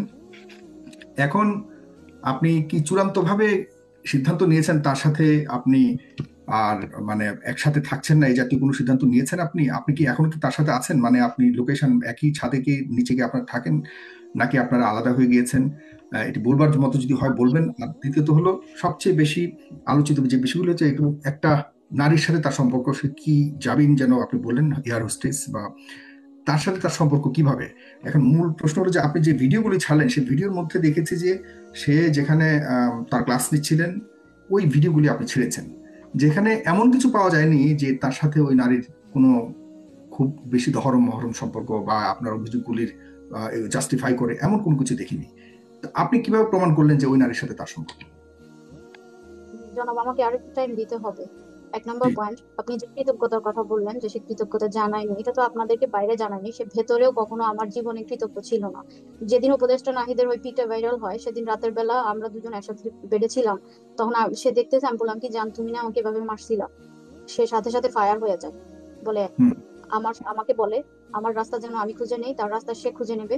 এটা বলে সে ঘর থেকে বের হয়। আমার মতো অকৃতজ্ঞ, আমার মতো খারাপ, আমার মতো বেয়াদব আমি হয়ে রইলাম। এগুলো কি ধরনের কথা? আমি এতটুকু মানে জাস্ট বললাম যে এভাবে মানে আমি কেন এটা মনে করি এ পর্যন্ত দিব, বা আমি কেন মনেও করব বলবো এরকম। আমি চাইছিলাম যে সে একটু মানে আমাকে, যেটা স্বাভাবিক মেয়েরা চায়, যে সে একটু সিম্প্যাথি ওই সময়ের জন্য আহা এতটুকু বলবে যে সরি ওকে, এরকম। সে ফায়ার হয়ে আরেক রুমে চলে যায়, গিয়ে ওখানে শুয়ে শুয়ে সে পোস্ট দেয় যে সে খুব দুঃখী। অথচ রিজন এগুলো সে পোস্ট দেয়, সে তাকে নাকি খাবার, সে খাবারের সার্ভিস পেলে ভালো হইতো এরকম। সে তার আশপাশের মানুষকে এগুলো বোঝায়, কারণ আসলে তার চোখে হলো লিপসা। আমি এগুলো একটু কানেক্ট করতেছি। সে আমার টেবিলে খাবার রেডি, সে খাচ্ছে না, অথচ মানুষকে বুঝাইতেছে খাবার নেই। আমি রান্না করতে পারি না খুব ভালো। আমি যারা রান্না করতে পারে ভালো, তাদের তাদের মহব্বতের মানুষকে খাবারটা খাওয়ানো সহজ। কিন্তু যে পারে না, অথচ চায় যে আমি আমার হাজবেন্ডকে বা আমার প্রিয়জনকে আমি বেস্টটা খাওয়াবো, বেস্টটা করব, তার জন্য এটা কঠিন কেন? আমি আমার বড় বোনের কাছে গিয়ে হাতে পায়ে ধরি, আমি আমার মেজ বোনের কাছে গিয়ে হাতে পায়ে ধরি, মায়ের কাছে বলি, যাকে পাই যে ভালো রান্না করতে পারে এরকম মানুষের কাছে বলি বিভিন্ন আইটেমের জন্য। ওদের কাছে সবসময় তো সবার মুড এক থাকে না, ওদের মেজাজ এক এক সময় এক এক রকম থাকতো, হয়তো ওরা তাচ্ছিল্য করতো, এটাও বুঝতাম। তারপরেও আমি দাঁড়িয়ে থাকতাম যে এটা করে দাও, এটা করে দাও। আমি তাকে খাওয়াতাম। মাঝে মাঝে আমি যদি আমার বোন, আমি যে বাসায় আছি বাসায় আটেই থাকে, আমি যেতাম দেখতাম যে ওরা নিজেরা নিজেদের জন্য রাস্তা রেডি করছে, আমি দেখতাম তখন আমি আমাকে দিছে নাস্তাটা বা অল্প পরিমাণ রেডি করছে ওর ফ্যামিলির জন্য, আমাকে দিছে, আমি সেটা না খেয়ে ওর জন্য নিয়ে আসতাম। আমি সব সময় চেষ্টা করতাম, এটা খাবারের প্রসঙ্গটা বললাম যেটাতে ও ভিকটিম সাজে মানুষের কাছে, ওনাকে অযত্নে থাকে, এটা চিন্তা করা যায়। আমি না খেয়ে ওকে আমি খাওয়াতাম। আমি আমি আমি যত আইটেম, বিভিন্ন নতুন কোন আইটেম আমি পারি না, আমি আরেকজনকে দিয়ে বলতাম, আরেকজনকে দিয়ে আমি করানোর চেষ্টা করতাম। আমি যেভাবে পারতাম আমি ওর জন্য সম্পূর্ণ করার চেষ্টা করতাম। সে কৃতজ্ঞতা তার মধ্যে কখনোই ছিল না। 2 নাম্বার যে পয়েন্ট আপনি একটু আগে আমাকে প্রশ্ন করেছিলেন, আমাকে বিশ্বাস করবে কিভাবে, এই জায়গায় আমি এটা বলতে চাই, মানে আমার কথাগুলো সত্যতা কি জানেন? এ পর্যন্ত জনাব আমি যা কিছু বলেছি, যেটুকু দেখেছেন, যেটুকু বুঝেছেন, এবং তার যেই ফাঁকফোকর দেখেছেন কথাবার্তার মধ্যে, এটুকুই না আমার সত্যতা বোঝার জন্য যথেষ্ট। এরপরে যদি যারা বিশ্বাস করবে না, তারা ওই সমস্ত অবিশ্বাসী হৃদয়, যা যা এক শ্রেণীর মানুষ আছে না, যাদের হৃদয়টাই অবিশ্বাসী, যারা স্রষ্টাকে অস্বীকার করে শত নিদর্শন দেখা সত্ত্বেও, তারা তখন বলতে থাকে কি, যারা সিরাত পড়েছেন দেখেছেন, কাফেররা কি বলছে, বলতো কি যে আমাকে কবর থেকে যে তার পূর্ববর্তীদেরকে উঠায় দেখাক, তারা কথা বলুক, ফেরেশতারা সামনে আসুক, পাহাড়গুলো সমান করে দেখ। তো যারা বিশ্বাস করবে না তারা বিভিন্ন যুক্তিতর্ক দাঁড় করাবে এবং বলবে যে আম, এটা সামনে আনুক, ওইটা দেখাক, তার কথা সত্যতা প্রমাণ করুক, ইত্যাদি। তো অবিশ্বাসী হৃদয়গুলোর সিমটম এটাই। আমি এতক্ষণ যা বলছি, সে আমার লাইফ, সে আমার জীবন, আমার 2টা ব্যাপীর বাবা, আমার গোছানো সংসার ধ্বংস হয়ে গেছে। আমি মিথ্যা বলার কোনো প্রশ্নই আসে না। মিথ্যা বলার এবং যা লিখছি এগুলো না বুঝে আবেগে লিখারও প্রশ্ন আসে না। আমি প্রচন্ড রকম সাফার কিন্তু করছি, প্রচন্ড সেও পেন, মিথ্যা কথা বলার প্রশ্ন আসবে কেন? প্রচন্ড পেন। এখন আপনারও তো যেটা আপনার বলতেছি বিষয়ে যে এসে যেটা মানে বলতেছিলাম, যেটা হুম, বলতেছিলাম, সে উন্মাদ হয়ে গেছে, সে এখন মানতে খাটাচ্ছে, কিংবা সে সে এখন মানে নিজেকে বাঁচানোর জন্য ওই যে আপনারা জানেন লিয়ানের মাসালা, যারা আছেন আলেমরা বুঝবে, লিয়ানের মাসালায় পুরুষটা সত্য ছিল, নারীটা মিথ্যা ছিল, কিন্তু নারীটা সে তার গোত্রকে বাঁচানোর জন্য বলছে যে আমি আমার গোত্রকে চিরজীবনের জন্য অপদস্থ করব না। সে এরকম একটা অবস্থায় চলে গেছে, সে এখন ওয়াল্লাহি বলতেও ভয় পায় না। সে যত আছে মিথ্যা বলতে চায়, যত আছে যা কিছু বলুক, সে মানে নিজেকে এখন বাঁচানোর জন্য সে মনে করতেছে পুরোটা সেই যেন দিন। এটা একটা, বা তাকে তাকে হয়তো চারদিক থেকে আশপাশের মানুষগুলো বা এই যে সমর্থক ভক্তগণ তাকে পুরা দিন মনে করতেছে, এবং তারা এই জন্যই আমাকে গালি দিচ্ছে, মনে করতেছে তার সাথে দিন দিন ডুবে যাচ্ছে। ইম্পসিবল। দিন এত কারোর সাথে রিলেটেড না, মিথ্যা দিয়ে দিন জয় হয় না, কোনো মিথ্যার সাথে দিন নাই, সত্যের সাথে দিন আছে। তাকে যদি লাখো কোটি মানুষ তাকে সাপোর্ট করে, তবু তার ভিতরে অস্বস্তি আছে, কারণ সে অন্যায়কারী। এবার আসি ওই এয়ার হোস্টেসের বিষয়। এয়ার হোস্টেসের আগের ঘটনা হইতেছে এভাবে, কতগুলো বলবো, আমি তো লিখছি অলরেডি, আমার একটা পোস্টে লিখছি যে সে কি করছে, যেটাকে এখন সে সুলাসার বা না, এগুলো দিয়ে এখানে চাপা দিতে সবচেয়ে চায়। বড় হলো যে আপনি সিসি ক্যামেরা ভিডিওগুলি আপনি পোস্ট করলেন, এখানে কি বুঝিয়েছে? কারণ সিসি ক্যামেরাতে আমরা তেমন আমি কিছু তো পাইনি। আমি এটাকে এক্সপ্লেন, এটা আমি জাস্ট তার ওয়াল্লাহির এক্সপ্লেনেশন দিয়েছি। সে যে ওয়াল্লাহি বলে বলে যে এখানে ছেলে মেয়ে কোনোদিনও বলে পড়ে নাই, সে ওটা মিন করেছে, আমি সেটা জাস্ট একটু দেখিয়েছি। আচ্ছা, আর পেছনে যে ওই মেয়েটা ছিল, এটা তার নিজের স্বীকারোক্তি, আমি এগুলো তাকেও দেখিয়েছি, তার থেকে স্বীকারোক্তি নিয়েছি, এবং সে এ ব্যাপারে আমার সাথে কথা বলছে। সে আমাকে প্রচন্ড পেইন দেওয়া শুরু করছে, সে মেয়েটাকে বিয়ে করবে। হ্যাঁ, এবং সে প্রতিদিন রাতে গিয়ে সেন্টারে গিয়ে 1-2 দিন পর পর রাতে গিয়ে সেন্টারে কথা বলে, রাতের 2টা বাজে 3টা বাজে আসে, এসে আবার সেটা আমার সাথে শেয়ার করে। এদিকে আমি সে যে বসে থাকি তার জন্য, আমি চাই সে আমাকে ফোকাস, আমার দিকে ফোকাস, আমার সাথে একটু ভালোবাসো আমাকে, আমার দিকে তাকাও, আমার সাথে চলো। সে এসে তার প্রেমের গল্প বলে, সে এসে অনুভূতিতে মজে থাকে, সে হাসে, অন্যদিকে তাকে সে পিক উঠায় ওই মেয়ের কাছে পাঠায়, ওই মেয়ে পিক উঠায় তাকে পাঠায়, ওই মেয়ে তাকে আই লাভ ইউ বলে পাঠায়, ওই যে কি বলে ওগুলো, এমএমএস টাইপের মেসেজ গুলো, এগুলো মানে আমি এগুলি কি আমি আপনি নিজে দেখেছেন? দেখেছি, আমি নিজে দেখেছি, আমি নিজে দেখেছি। তার নিজের স্বীকারোক্তি, সে নিজে আমাকে বলছে যে জান এখন এই আপনি মেয়েটাকে নিজে কিভাবে দেখেছেন, লক এই যে করায়। বলছেন, এটার সত্যতা কি? আমি মানে ধরে নিলাম যে আপনি দেখেছেন, কিন্তু আমরা বিশ্বাস করবো কিভাবে? আমি কসম করতে পারি, 4 বার কসম করতে পারি, এবং 5ম বার বলতে কসম পারি তো যে সেও কেটেছে। লানাতুল্লাহ আদনান তো ডেইলি কসম করে। লানাতুল্লাহি আলাল কাযিবিন। আমি ওইটাই একটু আগে বলছি, এটা লিয়ানের আদনান মাসালা তো যেটা ডেইলি আমি কসম করে, প্র্যাকটিসলি কসম চালাচ্ছি। করে করে বলে আল্লাহকে। এবং আপনি আমি তো এর জন্য দেখে তার নিয়েছেন। আমি জনাব তার কসমের যেই দাম, ওজন, ওইটাই আমি আপনাদের সামনে প্রকাশ করেছি। ইভেন তার সাথে যারা লেনদেন করেছেন কিংবা চলেছেন, হ্যাঁ, তারাও জানেন যে তার জবানের কতটুকু দাম, কেউ বলবে না, আমি জানি। আমি এমন একটা অবস্থানে থেকে আমি যে পরিমাণে গালি খাচ্ছি, কে তার সম্পর্কে বলতে সাহস করবে? এটা আপনাদের দোষ, এটা সাধারণের দোষ। তারা জানে তার জবানের কতটুকু দাম, তার জবানের কোনো দাম নাই। এবং প্লাস আমি বিলিভ করি যে জবানের পবিত্রতা জরুরি আল্লাহর সাথে কানেকশনের জন্য। সেখানে তার জবানে সে যত অশ্লীল কথা আছে সে বলতে পারে, সে মিথ্যাও বলতে পারে, অশ্লীলও বলতে পারে, এবং গালিও দিতে পারে। আমি হয়ে যায়, আমি কোনোদিনও জবানের অপবিত্রতা কখনো পছন্দ করি না, কখনোই না। এটা যা প্রত্যেকের রেকর্ড দেখলেই তো বোঝা যায়, প্রত্যেকের আমল আমল বর্তমান আমলটা যেটা, এটা দেখলেই তো বোঝা যায় সে যে তার বর্তমান যে আমল, মানুষের সাথে ডিলিংস, তার জবান কতটা পরিশুদ্ধ, সত্য মিথ্যা, এটা তো তার বর্তমান অবস্থাটা, এই যে ওয়াল্লাহি দিয়ে আমি আপনাদের সামনে এটা প্রকাশ করলাম। তারপরে আরেকটা বিষয়, রিসেন্ট আমার ভাইয়ের নাম দিয়ে, জাকারিয়া হচ্ছে আমার ছোট ভাই, আমার ভাইয়ের নাম দিয়ে তার সেন্টার থেকে একটা বিরাট পোস্ট লিখছে, সে নিজে লিখেছে, লিখে নিচে লিখছে বার্তাবাহক, বার্তা প্রেরক হচ্ছে আমার ছোট ভাইয়ের নাম দিছে, অথচ আমার ছোট ভাই এটা লিখে নাই, আমার ছোট ভাই এটা লিখে নাই, সে নিজে লিখছে। এরকম অনেক কিছুই সে নিজে করে আর বলে অমুক লিখছে তমুক লিখছে, সে নিজে লিখেছে, আমার ছোট ভাই এটা করে নাই। তাকে কসম করে বলতে বলেন যে আমার ছোট ভাই লিখছে। হুম। মানে এখন আমার মনে হয় যে সে কসম সব করবে, কারণ সে উন্মাদ হয়ে গেছে নিজেকে বাঁচানোর জন্য। মানে সে মনে করতেছে তার নিজের বাঁচা জরুরি, এটা হচ্ছে দিনকে বাঁচাচ্ছে, এটা হলো তার আচ্ছা, আশপাশের মানুষকে সে আপনি ওয়াশ। আপনি আপনি একটু বলতে চাই, আমাদের জনগণ তো আসলে হাজার হাজার কমেন্ট করছে, তারা অনেকেই মনে করছে যে আপনি মিথ্যে বলছেন, আপনি সঠিক বলছেন না, আপনি এটা নাটক মনে করছেন, করছেন না, আপনি সে এটা তারা আপনি এটা বলবে, কাঁদছেন, কারণ আপনার তারা চোখে পানি বাস্তবিক নাই, মনে আপনি, করতেছে, হ্যাঁ, তারা এটা এরকম বলবে। আমার কিছু কমেন্ট জানেন, করছে, আমি ঠিক আছে, আপনাকে কমেন্ট অনেক করে সত্যতা নাই, বললাম। কিন্তু যৌক্তিক কিছু বিষয় আপনার কাছ থেকে জানতেই চাই। সেটি হলো যে আহ, এই যে ধরুন আপনি এত কথা বলছেন, তার মানে এখন থেকে ধরেই নিতে হবে আপনার সাথে তার আর সম্পর্ক হয়তো থাকছে না। এরপর আপনি কি অন্য কোনো নির্ভরতার কারণেই আপনি তাকে ছাড়তে চাচ্ছেন, এই সন্দেহ তো আসতে পারে। আপনারও তো হয়তো অন্য কারোর এটা সাথে মানুষ সম্পর্ক থাকতে সন্দেহ পারে, যে করুক, কারণে আমার আপনিও তাকে, ভেতরে, আমার তার ভেতরে থেকে ভাই, দূরে থাকতে যাচ্ছেন। এরকম কোনো কিছু না, আছে, বা এরকম কোনো কিছু হয়েছে আপনার সাথে কারো? আমার দেখতে বলেন হয়েছে কিনা। আমার সাথে কথা বলা এত সহজ? আমি তার মতো ক্যারেক্টারলেস? আমার জীবনে বিয়ে করেছি আমি, আমি না, তার সে মতো কি আপনার ক্যারেক্টারলেস? বিরুদ্ধে এই এখন ধরনের তারা আমাকে ক্যারেক্টার বলবে নিয়ে যে কোনোদিন, কখনো আপনার ক্যারেক্টার নিয়ে কখনো কি সে কি কোনো ধরনের অভিযোগ করেছে এই পর্যন্ত? আপনারা এটা নেক্সট নেক্সট এর আচরণই তো বলে দিবে, তাই না?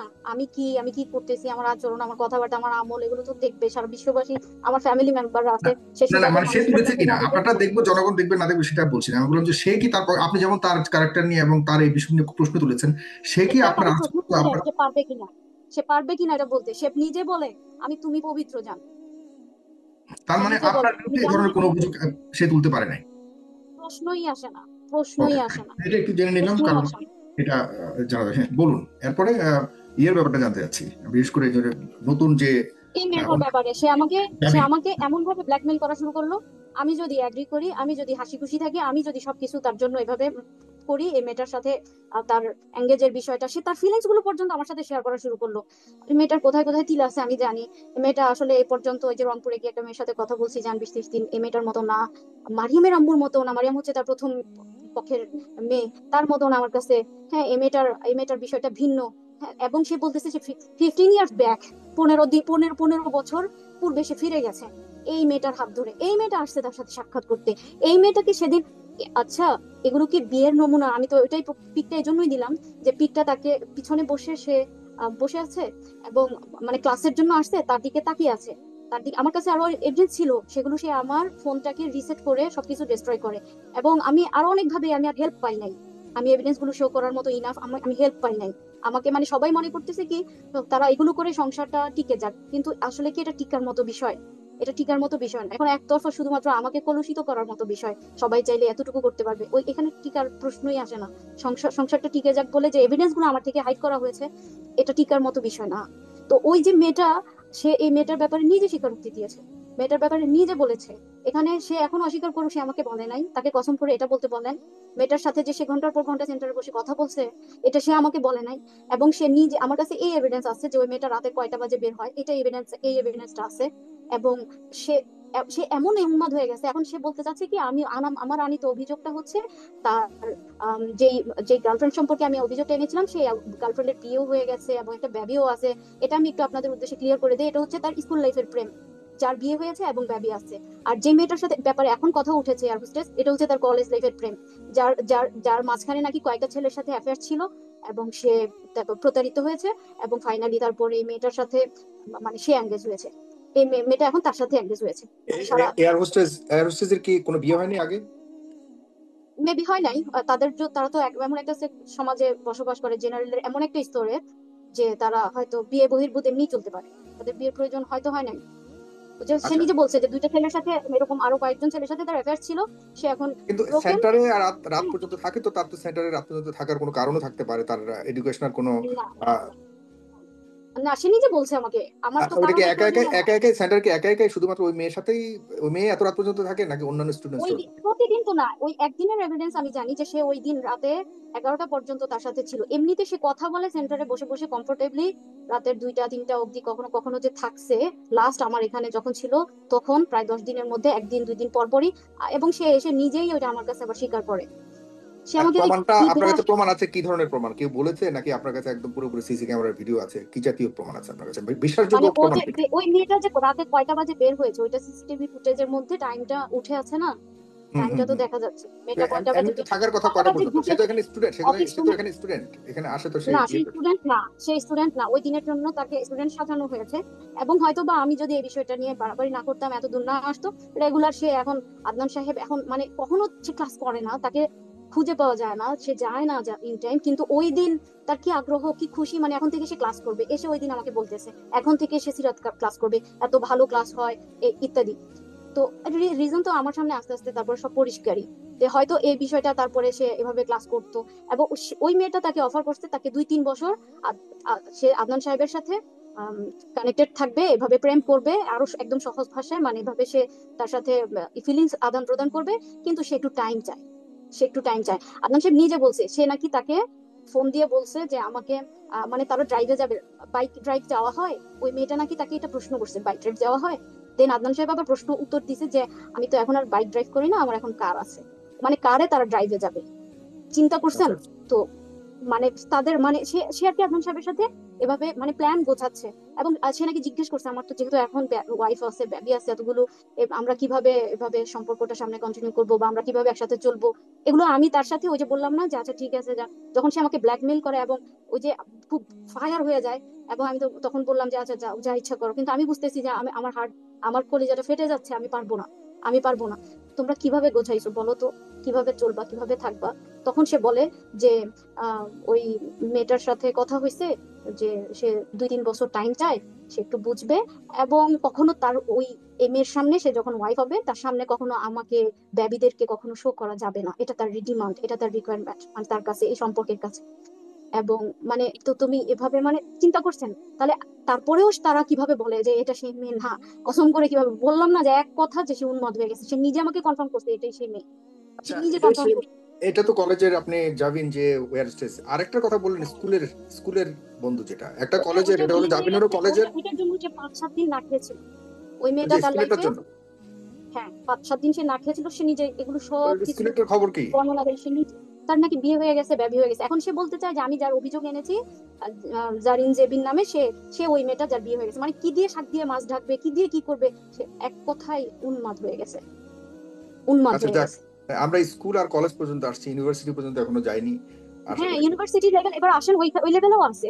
তার পরবর্তীতে আচ্ছা। আরেকটা মেয়ে আছে, এরকম আরো অনেক মেয়ে আছে তাছাড়া। এগুলো আসলে আমি এই জন্য বলতেছি না যে সে তার মানে মেয়েদের সাথে যে সম্পর্ক, এই বিষয়টা আমার মানে তার ওই সময়টা সে যদি তবাকৃত হয়, বর্তমানে তার জীবন এটা মাইনে রাখে না। কিন্তু সে তো হুম। দেখেন একটার পর একটা, একটার পর একটা, আমি তো লিখেছি লাস্ট পোস্টে আমার, যে সে আমার সাথে আমার দেখা অনুযায়ী আমার সাথে কি কি করছে, আমার সাথে কি কি করছে। আরেকটা মেয়ে আছে রংপুরে, ওই মেয়েটা ওই যে কি জানি বলে না, বিহারি টাইপের মেয়ে। এই মেয়েটার সাথেও তার সম্পর্ক ছিল। এই মেয়েটার সাথে তারপরে রাগ করে এই মেয়েটার বাসায় অফারও করছে বিয়ের জন্য। পরে ওই মেয়েটার বাবা তার মাকে মাকে অপমান করে বিদায় করেছে। এবং সে তারপরে আহ, রাগ করে আর কি, তারপরে বর্তমানে তার যে প্রথম পক্ষ তাকে বিয়ে করে ফেলছে। এবং এটার জন্য সে চির অনুতপ্ত যে জান, আমি যদি তোমাকে বিয়ে না করতাম, আমি সারাটা জীবন এমন একটা মেয়ে নিয়ে কাটিয়ে দিতাম বা কাটিয়ে দিব।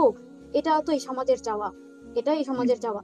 আর আমি তাকে রেখেছি, এটা আমার সওয়াবের একটা আহ, মাধ্যম। হ্যাঁ, বা থাক, হুম। মানে এরকম। এবং আরেকটা বিষয় আমার সম্পর্কে, সে খুব চটকদার অভিযোগ তার চারপাশের সবাই, আমি তাকে তার প্রথম পক্ষের হক আদায় করতে দিইনি। আমার সাথে আগে পরে কি কথা হয়েছে এগুলোর এভিডেন্স তো আমার কাছে আছেই, আছেই। আপনি চাইলে আমি আমাকে আজকে শোর পরে আমি আপনাকে দিব। তো এই তো তো তিনি আমাকে যা কথা দিয়েছেন ওগুলো তো আছে, ওগুলো বাদ। আমাকে কথা দেওয়া ছাড়াও আমার মা, আমার ভাই, আমার আত্মীয় স্বজন, ভাই বোন সবাইকে গোল করে চার সাইডে বসায় সে নিজে কথা দিছে যে আমি একদিনের জন্য রংপুর যাব, মানে শুক্রবার বৃহস্পতিবার দিন যাব রাতে, ফ্রাইডে শুক্রবার থাকবো, শনিবার দিন আমি চলে আসবো। যে ব্যক্তি এভাবে আমার সাথে কথা দেয়, আমি কি তখন তাকে চার্জ করতে পারি না যে তুমি তো আমার সাথে এভাবে সম্পর্ক করছো, বা তুমি তো আমার সাথে এভাবে? তখন আমি কি তাকে চার্জ করতে পারি না? এখানে আমি একা কেন, আমাকে কেন, আমাকে কেন দোষী করা হবে? এখানে কি তাদের দোষ নাই? এখানে মাঝখানে এই প্রথম পক্ষ আর আমার ব্যাপারের সম্পর্কের মাঝে অনেক কথা আছে, এগুলো বলতে গেলে তো বিরাট লম্বা হয়ে যাবে। সাবিকুনার, আমি একটু যদি আপনাকে একটু যদি বলি যে আমাদের আলেমদের মধ্যে কিন্তু এরকম আছে, অনেকেই এরকম কিছু কিছু ঘটনা তো আমরা শুনেছি। এটি হয়তো ধর্মীয় ব্যাখ্যা থাকতে পারে, আপনিও ধর্মীয় বিশ্লেষণ করেন, ব্যাখ্যা করেন, আপনিও ধর্মীয় লাইনে পড়াশোনা করেছেন, আপনি জানেন। আমি ব্যক্তিগতভাবে ওইগুলিতে বেশি প্রশ্ন যেতে চাই না। তবে একটা বিষয় তো আছে যে আমাদের মুসলমানদের 4টা বিয়ে পর্যন্ত জায়েজ। হ্যাঁ, আপনিও দ্বিতীয় স্ত্রীটার, আরো দুই একটা বিয়ে করতে মানে পারমিশন দিতে বা অনুমতি দিতে আপনার আপত্তি কোথায়? কেন আপনার আপত্তি? আমার না, ইসলাম তো এটা বলে না আমার পারমিশন লাগবে, কারণ ইসলাম জানে যে সব মেয়ে সমান না, অনেক মেয়ে পারবে না। ইসলাম তো বলে নাই আমার পারমিশন লাগবে, সে করে ফেলুক, করে ফেলতো। আমাকে কেন প্রেশার, আমাকে কেন পেন দেয়? আর আমার প্রশ্ন, আপনার সে পেনটা কি? বিয়ে আপনাকে করছে পেনটা কি এখন দিচ্ছে বলে? এতদিনে কেন? এতদিনে কেন? সে যে এই যে লাস্ট এত বছর ধরে এই মেয়ের সাথে কথা বলে পিক নেয়, ওই মেয়ের সাথে কথা বলে পিক নেয়, তাকে সে তার দুঃখ কষ্টের সাথী বানায়। আজ আমার কাছে সে কিচ্ছু পায় না, আমি তাকে প্রচুর পেইন দিয়ে রাখছি, কষ্ট দিয়ে রাখছি, খাওয়া পায় না, কিচ্ছু পায় না, এগুলো বলে বলে মেয়েদের সাথে মেয়েদের তার সিম্প্যাথি নেয়। এগুলো কি? এগুলো তৃতীয় চতুর্থ বিয়ে? আমার এই প্রশ্নের উত্তর দেন আপনারা, সুলাসর উবা মানে যারা আছেন। সে যদি এখন বিয়ে করে ইসলামী ধর্মীয় মোতাবেক যে 4 বিয়ে করা যায়, সেই হিসেবে আপনার কোনো আপত্তি নেই? না, আমাকে আমাকে যেভাবে সে আমার কোনো আপত্তি নাই, তো এখানে তো আর আপত্তির প্রশ্নই আসে না, আমি তো এখন আর তার কেউ না। আমি না, হয়তো এখন তার আমি আমি তখন কেন, তখন কি আপত্তি ছিল কিনা, তখন কেন আপত্তি ছিল সেটাই বলছি, যে একজন একজন পুরুষ তো 4টা তখন বিয়ে ছিল না, করতে। আমাকে বললো না। আমি শুধু এতটুকু বলতাম, আমাকে বললো না, আমি শুনতে পারি না, আমি নিতে পারি না, কিন্তু সে আমাকে বসে বসে বলে এই মেয়ের সাথে এই কেন হয়েছে, নিতে সেই পারেন না মেয়ের কেন? সাথে। আপনি তো ধর্মীয় লাইনে পড়াশোনা করেছেন, এই না সম্প্রদায়, না আপনি না, নিতে পারেন না এটা কেন? আচ্ছা, এটার উত্তর বলি। কারণ আপনার, এটা আপনি এমন যা, কোনো কাজ ছিল আপনি তো না। দ্বিতীয় বিয়ে হয়েছেন, আরেকজন তো নিয়েছে আপনার আগের যে, আপনার যে আমি বলতে আপনার আগের বউ তো আমাকে নিয়েছে। বলতে দেন, হুম। বলতে দেন। এটা এটা এমন কোনো বিধান না যে বিধান আমার মানতেই হবে, না মানলে আমি জাহান্নামে চলে যাবো, এটা ফরজ কোনো বিধান না। আমি নিতে হুম। পারি না। যেমন ধরেন, আমি আপনাদের একটা উদাহরণ দেই। অনেক মানুষ আছে দেখবেন কাঁঠাল হজম করতে পারে না, তাই বলে কাঁঠাল খাওয়া না জায়েজ না, কাঁঠাল খাওয়া হুম। জায়েজ। কিন্তু অনেক মানুষ আছে কাঁঠাল হজম করতে পারে না, এখন আপনি তাকে বলবেন যে তুমি এই কাঁঠাল না খেলে মুনাফেক হয়ে যাবা বা মুরতাদ হয়ে যাবা, কাফের হয়ে যাবা, এটা সে পারে না। ওকে একটা জায়েজ বিষয় সে খেতে পারে না, তার শরীরে অ্যাডজাস্ট হয় না, গলব্লাডার নেই, এরকম হইতে পারে ইত্যাদি। যেমন আমি আমি কাঁঠাল পছন্দও করি, কিন্তু আমি খেতে পারি না, আমি হজম করতে পারি না। সেম তো বিষয়টা এরকম। এটা তো ফিতরতান হইতেই পারে, ভ্যারি করে এক একজন নারীর মধ্যে, এক একজন এক এক রকম হইতেই পারে। সেজন্যই হয়তো বা এটা নারীর পক্ষ থেকে অনুমতি লাগবেই, তার উপস্থিতি লাগবেই, শরীয়তে এটা বাধ্য করে নাই, জি। আমরা বাধ্য একদম করে নাই। সর্বশেষে চলে এসেছি সাবিকুন। আর এই যে আমরা শুনতে পাই যে মাঝে মধ্যেই এই ধরনের অনুমতিবিহীন বিয়ে শাদীর, গোপন বিয়ে শাদী করে। আসলে ধর্ম কি এভাবে এলাও করে? আপনি আপনি আপনার ধর্মচর্চা থেকে আপনি কতটুকু জানেন?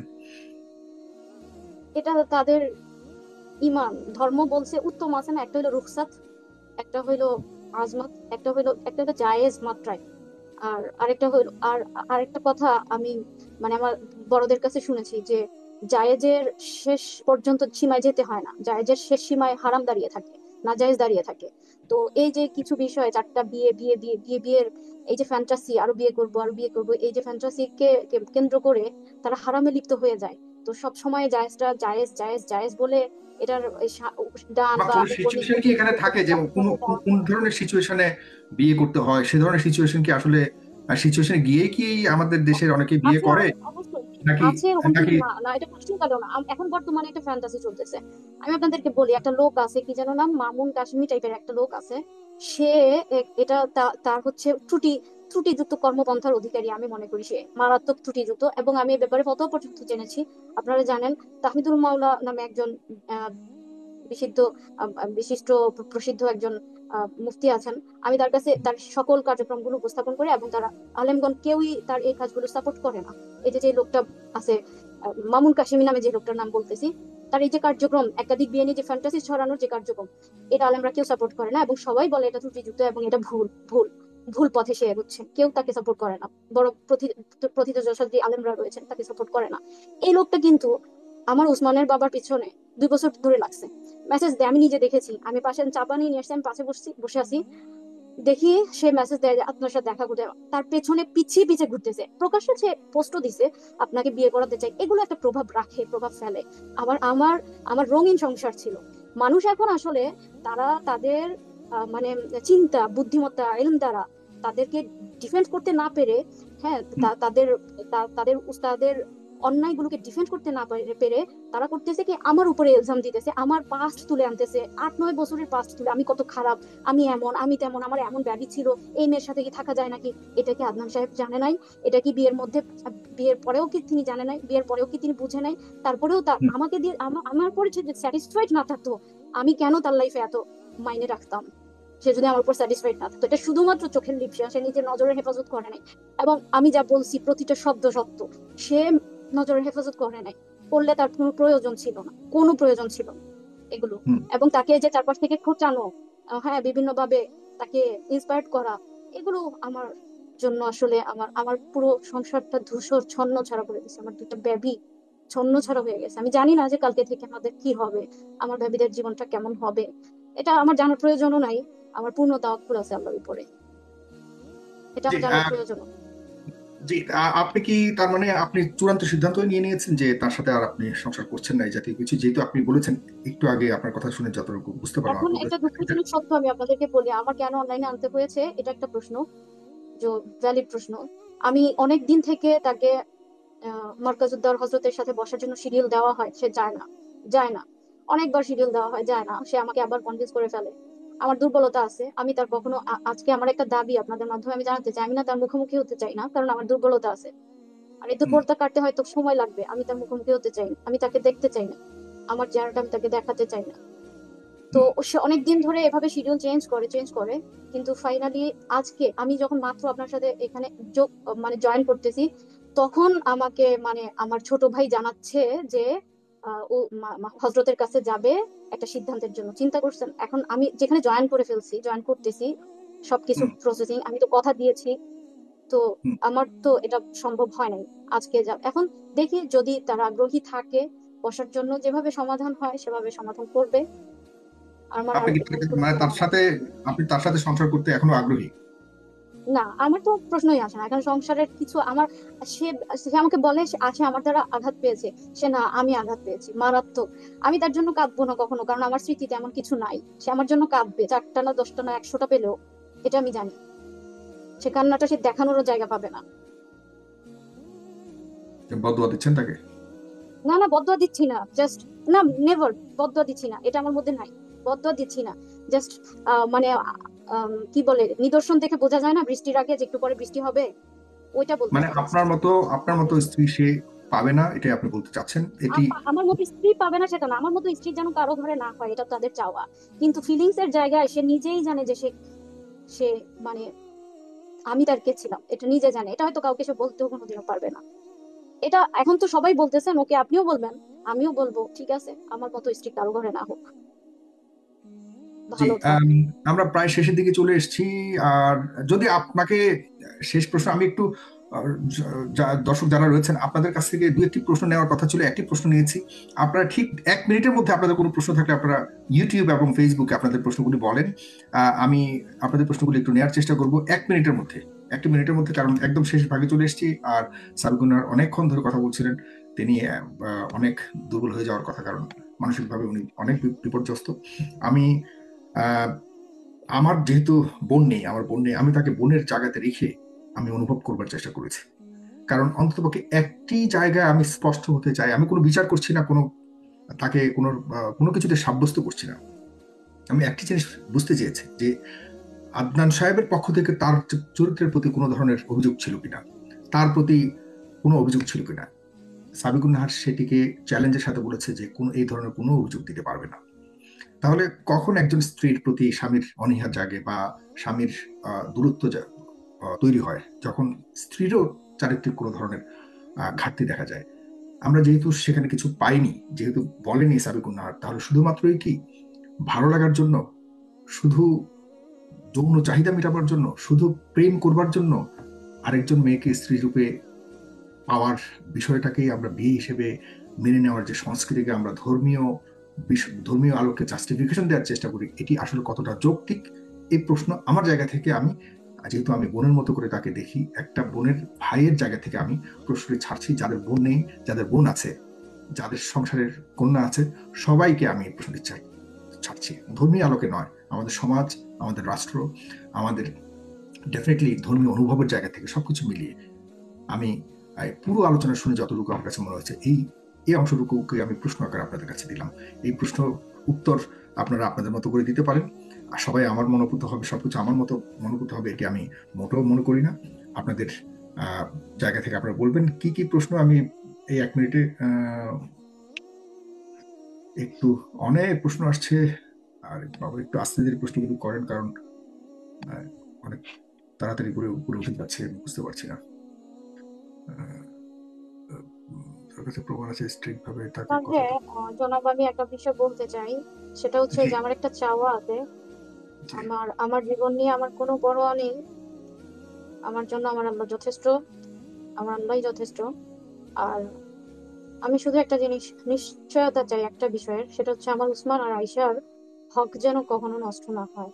কারণ আমার ঠিক ভাবিরা আছে, তো আপনার বোঝে জীবন না। নিয়ে আমার কোনো ধরনের ইচ্ছা আছে? আমার ছোট মেয়েটা, আমার আয়শা, বাবা বাবা করে।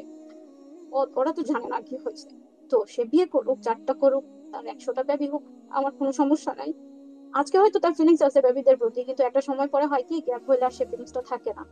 আমি এই জিনিসটা চাই, আমার বেবিদের হকটা যেন নিশ্চিত হয়। ওরা যেন বাবার ছায়াটা পায়। ওটা যেভাবে করতে হয় সে করুক। আমি তার জীবনে আমি আমি নেই। এটা প্রয়োজনীয়তা নেই। এটুকু আমার জবাব। জি, অনেক সবকিছু স্পষ্ট করেছেন। আমার কাছে মনে হয় যতগুলি প্রশ্ন ছিল, অনেকে প্রশ্ন করছেন আগের সংসার কেন থাকতে তারপর আপনি বিয়ে করেছেন, এটা আজকে স্পষ্ট করেছেন। আপনি কেন আগের সংসার, আগের একজন স্বামী ছিল আপনার, সেখানে আপনার বাচ্চা ছিল, সেটি রেখে কেন এসেছেন, সবকিছুর উত্তর তিনি দিয়েছেন। যারা এখন প্রশ্ন করছেন এগুলি রিপিট করার প্রয়োজন নেই। এগুলি আপনারা যারা এখন দেখছেন তারা শুরু থেকে দেখবেন। শুরু থেকে দেখলে, এবং কেন সিসি ক্যামেরাতে যে, এবং আমি সব প্রশ্ন করেছি, কোনো কিছু বাদ নেই। আমার কাছে মনে হচ্ছে আমি জাস্ট একটু দেখার চেষ্টা করছি যে আমার কোনো কিছু বাদ আছে কিনা। তাহলে আমি সেই প্রশ্নটাও করতাম। এবং আমাকে কিন্তু সাবেগুনার তিনি যুক্ত হবার আগে আমাকে বলছে, ভাইয়া প্রয়োজনে মানুষের যে প্রশ্ন আছে, যদি কোনো প্রশ্ন থাকে আমার প্রতি, সেগুলোকে আমি উত্তর দিতে চাই, আজকে আমি সবকিছু বলতে চাই। ঠিক এভাবে তিনি আমাকে বলেছেন। তিনি স্পষ্ট করতে, কারণ তার প্রতি আপনাদের অনেকেরই কিছু কিছু প্রশ্ন আসে যেগুলি হলো অনুমানের উপর ভিত্তি করে। আম, সেজন্য তিনি সবকিছু স্পষ্ট করতে চেয়েছেন। আরেকটা প্রশ্ন, এটাও করেছি মনে হয়, এটা হলো ট্রাক্টর বিডি গাড়ি। তিনি বলেছেন যে এইসব কি পাবলিকলি আনা ঠিক হয়েছে, পারিবারিকভাবে আগে দেখা যেত না? এটির উত্তর তিনি মনে হয় দিয়েছেন, মোটামুটি দিয়েছেন। কারণ হলো তিনি বলেছেন তার একজন মুরব্বীর সাথে তিনি বারবার কথা বলেছেন, তারা বসেছেন, তারপরেও রিপিটেডলি ঘটনাগুলি ঘটাচ্ছেন আদনান সাহেব। এগুলি ভেরিফিকেশন করবার সুযোগ রয়েছে। আমাদের এই অনুষ্ঠানের পর ওই মুরব্বী হয়তো ডাকতে পারে, তা ভেরিফাই করতে পারে, উভয় পক্ষ হয়তো প্রমাণ সহকারে আরো কিছু জানাতে পারে। তবে প্রশ্নটা করা হয়েছে। আমি একদম শেষ প্রান্তে চলে এসেছি। আম, আমি আর কোনো নতুন প্রশ্ন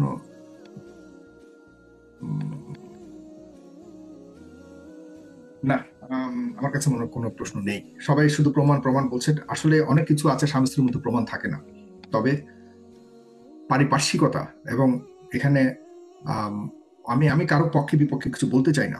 তবে এতটুকুই বলতে চাই যে আপনারা অবশ্যই যে যার জায়গা থেকে সাবিকুন নাহারের প্রতি অন্তত পক্ষে অবিচার যেন না হয়, আবার আদনান সাহেবও যাতে যাতে অপমানিত না হন। এটিকে আমরা এখনো পর্যন্ত পারিবারিক একটি সংকটকে এখনো পর্যন্ত আমাদের একটি সমাজের অংশ হিসেবে দেখতে চাই। তবে এর মধ্যে যদি সুরাহা না হয়, তবে কেউ যাতে, দুই পক্ষের মধ্যে কেউ যাতে কোনোভাবে বঞ্চিত না হয়, কোনো ধরনের অত্যাচারের শিকার না হয়। আমি এই অনুষ্ঠানের পর বলবো সাবিকুন নাহারকে যেন আইনিভাবে এবং সামাজিকভাবে, রাষ্ট্রীয়ভাবে তার নিরাপত্তা এবং তার সন্তানদের নিরাপত্তা তিনি চেয়েছেন। আমি মনে করি পাশাপাশি যেন সাবিকুন নাহারের নিরাপত্তা নিশ্চিত করা হয়। ভালো থাকবেন সবাই।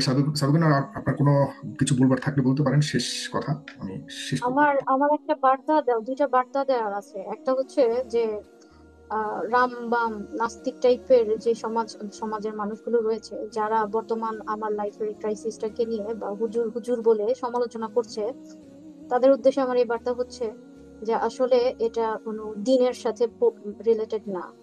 যে আমি দিনের অ্যাডভান্টেজেস গুলো, মানে আমি সুবিধাগুলো আমি নিচ্ছি বলে এটা দিন খারাপ তা না। দিন অবশ্যই সুন্দর, ইসলাম অবশ্যই সুন্দর, ইসলামের প্রতিটা বিধান সুন্দর, প্রতিটা সিস্টেম সুন্দর। এখন কেউ যদি এটার মিস ইউজ করে, কুপ্রবৃত্তির দ্বারা আক্রান্ত হয়, আমার একটা কল মনে পড়তেছে, সেটা হচ্ছে আলী নদভী রহিমাহুল্লাহ, তার একটা কল আছে এরকম, একটা কিতাবে পড়েছিলাম যে কুপ্রবৃত্তির সবচাইতে বেশি আঘাতপ্রাপ্ত হয়েছে হচ্ছে আলেমদের দ্বারা, বা দিনের বার্তাবাহক যারা যারা ঝান্ডা ধরেছে তাদের দ্বারা। তো সেজন্য কুপ্রবৃত্তি যদি কোনো ফাঁকফোকর পায় তাদেরকে কুপকাত করার জন্য, তাহলে সবচাইতে বেশি আঘাত করে আগে তাদেরকে, কারণ সে মাইরটা খেয়েছেই হচ্ছে আলেমদের মাধ্যমে বা যারা দিনের ঝান্ডা ধরে তাদের দ্বারা। আমার কথাটা বুঝাতে পারছি কিনা? তো জি। এজন্য আসলে হয় কি, এই সমাজে বা দিন প্র্যাকটিস করে এই সমাজের বিষয়গুলো এত বেশি হাইলাইটেড হয় এবং তারা খুব বেশি কুপ্রবৃত্তি দ্বারা আক্রান্ত হয়, ভুল পথে পা বাড়ায়, ভুল হয়ে যায় তাদের দ্বারা। তাই বলে দিন অসুন্দর এমনটা না। সেজন্য যারা আমরা দিনের জন্য কাজ করি, যারা কাজ করে তাদের উচিত হচ্ছে কি অনেক বেশি সংযত থাকা, কারণ সবচাইতে বেশি টার্গেটেড থাকে কুপ্রবৃত্তির কাছে তারাই, যারা দিনকে দিনের ঝান্ডা উত্তোলন করার জন্য চেষ্টা করে, ঝান্ডা হাতে নেয়। তাদের সচেতনতা জরুরত ছিল। আর আরেকটা আমার বার্তা হচ্ছে যে আপনারা, আমি মাঝখানে একটা কথা আনলে হয়তো এই কথাটা ওখানে চলে আসতো, যে আপনারা যে এক একজনকে বিভিন্ন ফাউন্ডেশনে এক এক ভাবে ফিনান্সিয়াল হেল্প করেন, এই হেল্পটা করার ক্ষেত্রে যাকে তাকে কেন হেল্প করেন? কি দরকার? প্রতিষ্ঠিত কত বড় ফাউন্ডেশন আছে, সবাই মিলে এক জায়গায় কেন আমরা কাজ করি না? তারা তো এই আপনাদের দেওয়া টাকা দিয়ে বিভিন্ন জনকে, মানে যখন এই যে যারা কুপ্রবৃত্তি দ্বারা আক্রান্ত, লিপ্সা দ্বারা আক্রান্ত, তখন তারা হয় কি আপনাদের টাকায় ওই সুবিধাগুলো নেয়ার চেষ্টা করে। ধরেন একটা ফ্যামিলিকে আপনাদের টাকায় তারা সার্ভিস দিতে যায় এবং ওই ফ্যামিলিটা তাদের প্রতি একটু দুর্বল থাকে, ওই ফ্যামিলির মেয়েকে তারা টার্গেট করে, ইত্যাদি বিষয়গুলো। আপনারা কেন যাকে তাকে, যেখানে যে কেউ ইচ্ছা একটা ফাউন্ডেশন খুলে ফেলতে পারে, এটা কেন? কারণ অথচ আল্লাহ যেখানে বলছে ওয়াতাসিমু বিহাবলিল্লাহি জামিআ ওয়ালা তাফাররাকু, এটা বলছে না? তো প্রতিষ্ঠিত কত সংস্থা আছে, ওইখানে দেন, সবটাই তো উদ্দেশ্য। আমি বলবো বিশেষভাবে মার্কাজুদ দাওয়ায় দেন।